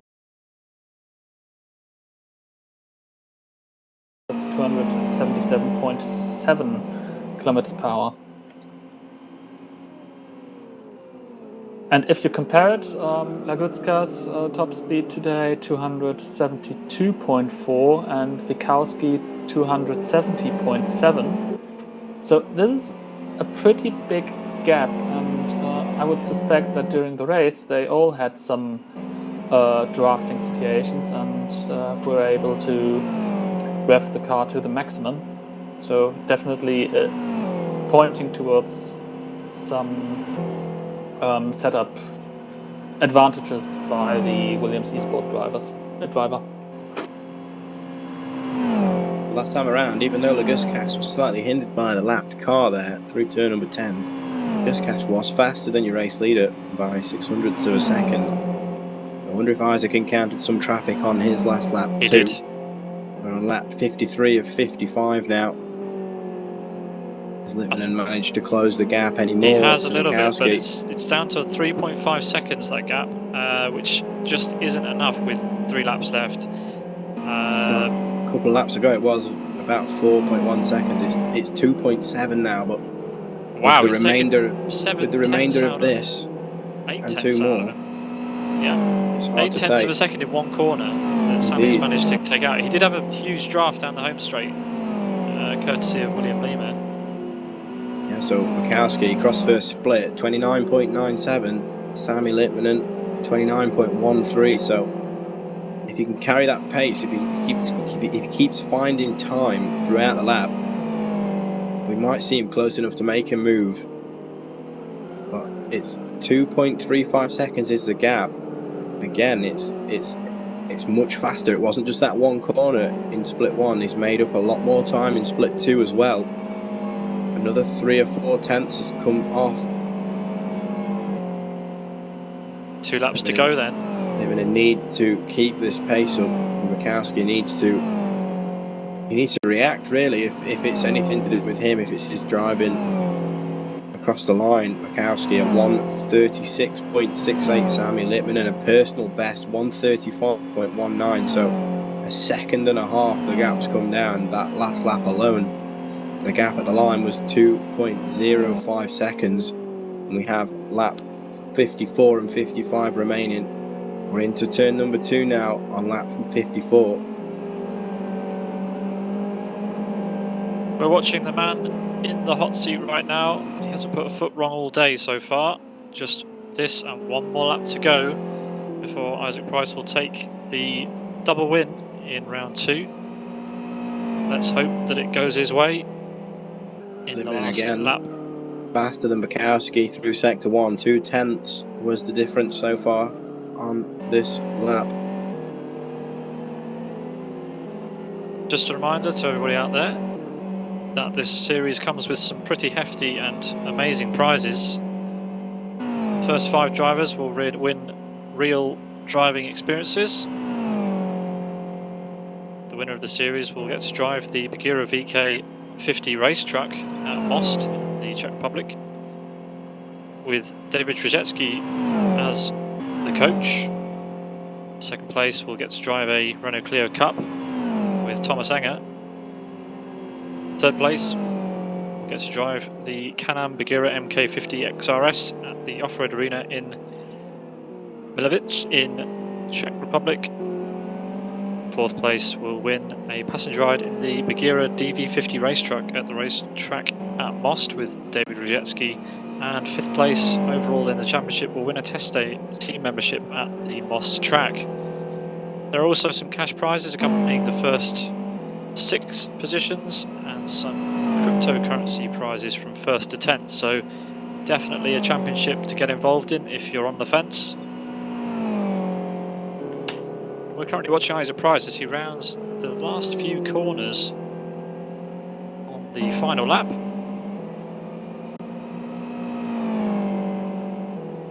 Mikowski is hindered by the pink car of Jarislav Donalik up into turn number 7. Lippman is the closest he's been so far. The gap last time at the split was 1.7 seconds. I don't think it's enough for Lippman to pounce. Going to need to see a mistake here from Bukowski, but it looks like Isaac Price is set to win his 3rd race in the endurance. Well, the 3rd of the endurance races. He's won 5 of 6 so far here. Across the line he comes, a dominant display. Isaac Price takes the win in the endurance race of round 3 of the Buggyra Zero Mileage GT Cup. Next across the line it will be a very well deserving Vytautas Lugutskas for Last Lap Motorsports. Well done to him. And it does look like Jan Mikowski for Conquest Racing will round out the podium. Sami Lippman for Saddest was close in the end, but was denied the podium by only 1.3 seconds. Pali Peltikangas and Lukas Zetautas are pretty close on the track. William Lima came across the line in 5th. Yoni Katila had to settle for 6th. Pauli Peltikangas will come across the line in 7th, with Lukas Zetautas taking home 8th place. Kaike Paropo will be the next car across the line in P9, with Ricardo Petrovicius in P10. Pedro Picanco, after opting for a tyre change this race, comes across the line in P11. Thomas Stibarek in P12. Conquest Racing Vidoviarts comes across the line in P13. Then it's Daniel Balla for Race Green Autosports in P14.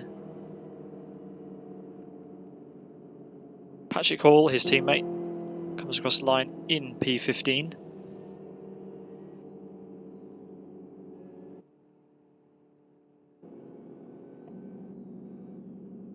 And Henry Vertinen, the last car on the lead lap, finishes in P16 for Born to Race. We'll run you down the full order in just a few moments' time.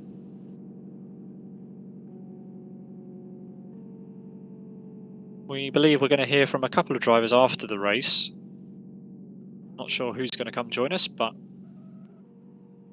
we are looking forward to hearing firsthand how some of the drivers found their race, and obviously the sprint race as well from before.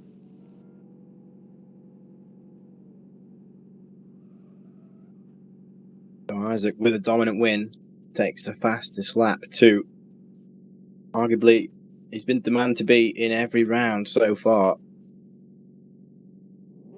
And the only time he's not been on the top step of the podium, he's been on the second step. So far, he's not found himself away from some champagne and a trophy.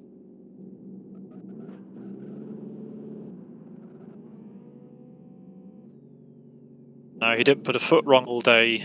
He made great use of his fresh tyres at the start of the endurance race, plucked his way through, got up to a very high position straight away.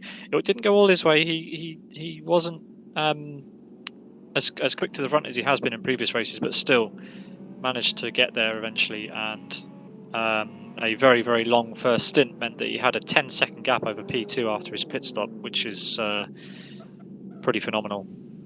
The amount of time that he was able to eke out of the fuel and the tyres was superior to all but 2 other drivers pretty much on the entire field. And there we see our podium. Isaac in the middle, and Mikowski on the right, and Lagutkas, our second place man, on the left.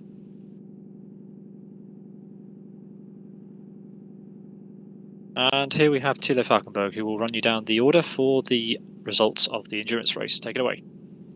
Isaac Price wins the third endurance race of the season for Williams Esports after 1 hour 28 minutes 45 seconds 0.54.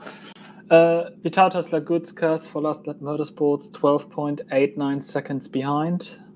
Then it's Jan Bukowski in third position in front of Sami Lippman for Team Saddest, William Lima for Energy Virtual Racing, Yannick Tila for World Class Lyons, Poli Paltakangas and Lukas Tsutautas for Team Saddest, Kai Piroppo in ninth position, followed by Ricardo's Petrovicius for Last Lap Motorsports, Pedro Picanco for Road Appraiser Racing, Thomas Tiborek in 12th position, 13th position, Przemysław Wdowiec for Conquest Racing, 14th Daniel Balla and 15th Patrick Hall, both for Race Green Autosports.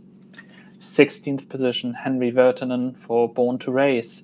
17th position Michael Malek, Master Race Car, followed by Jari Katila for World Class Lions. Then it's Jeff and Jacob for Race Green Autosports. Radek Lutsky in 20th, Vit Salomon in 21st, 22nd for Jaroslav Donalik, 23rd for David Gotch for Team Rock Racing, and Simonos Salkaukas in 24th position for Team 6 Speed. The championship positions. Isaac Price with 5 of 6 race wins is leading the tally with 1,348 points from Sami Littmanen, 1,284 points. Third position, Jan Bukowski, 1,254 points. Vytautas Lagutskas, Last Lap Motorsports, with 1,223 points. And Polti Paltagangas for Team Saddest, rounding up the top 5 with 1,208 points. Thank you very much for that, Tilo. And as expected, we have an interview with the man himself, Isaac Price. Hello, Isaac. Hello. Congratulations once again, another flawless victory. Talk us through your event today. Start with the 5-lap sprint race at the beginning and the endurance race we've just finished. Yeah, so obviously I started second for the sprint race. I got a really good launch, but me and Sammy made a bit of contact going around the oval, so that kind of meant I checked up on speed a little bit, but I actually got a really good run on the slipstream after that, so I managed to get back alongside him into turn 1. I had R2, R3, so I had a bit more grip on the first lap, but I would have struggled after that. So it was really important that I got ahead of him at the start. So I managed to, because I had a bit extra grip, managed to brake later and go around the outside of him. Then he made a mistake into turn 3, which allowed Yoni through.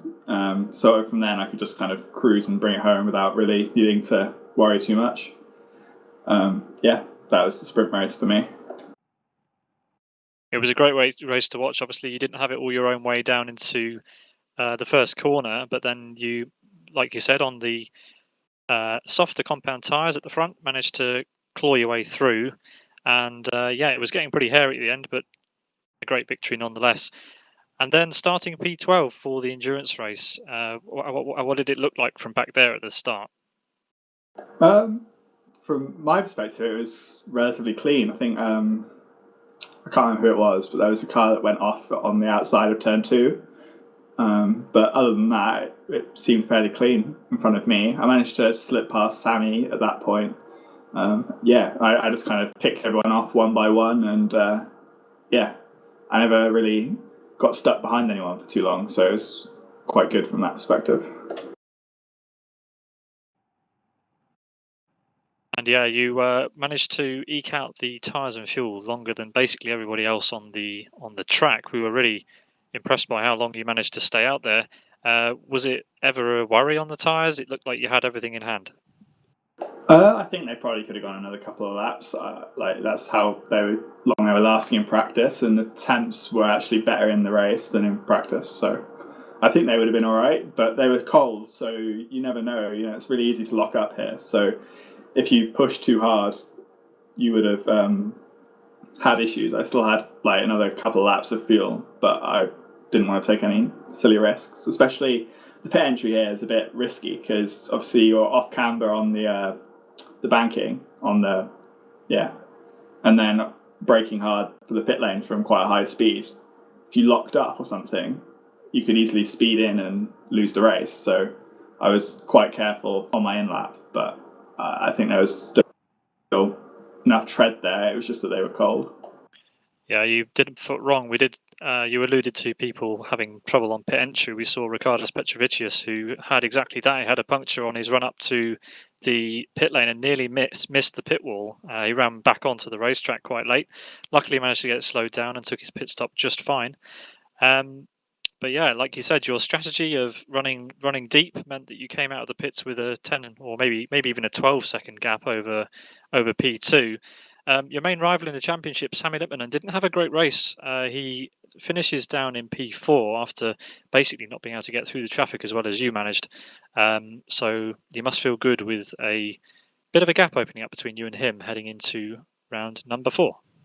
Yeah, for sure. Because obviously it's important to build up a buffer because I'll probably be busier later in the year. So I'm kind of at this point trying to make sure that I get as many wins as possible so that later on in the season, if I have to miss a race or two or something, I can still win the championship. That's kind of been my goal through these races. So it's another box ticked, if that makes sense. So yeah, I'm really happy with the result. And obviously, Sammy not finishing second is an added bonus.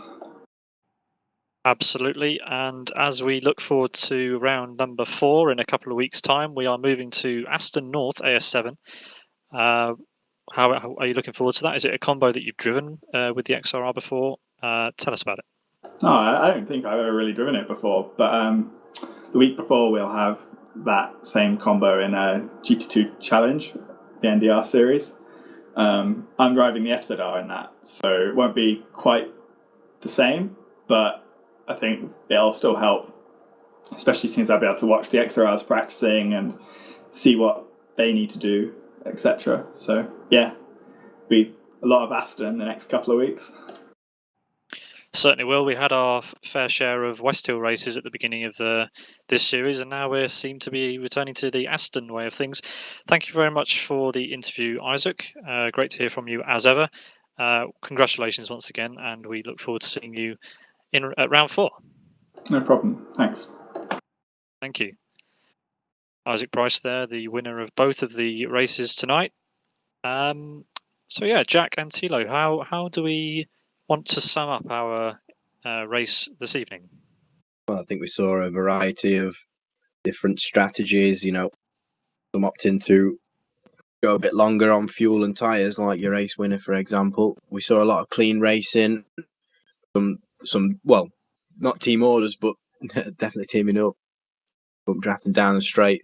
It was exciting, 90 minutes. We thought everybody, at times would spread out. There'd not be much to commentate on, and it happened at times, but still great to see a lot of exciting battles unfold throughout the race.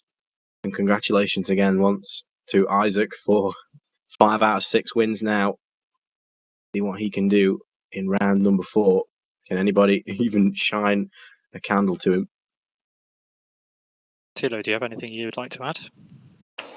Well, for anyone who is considering entering the championship, he had now 3 rounds to study Isaac Price, to seek out his weaknesses and to get The a man game has plan. none.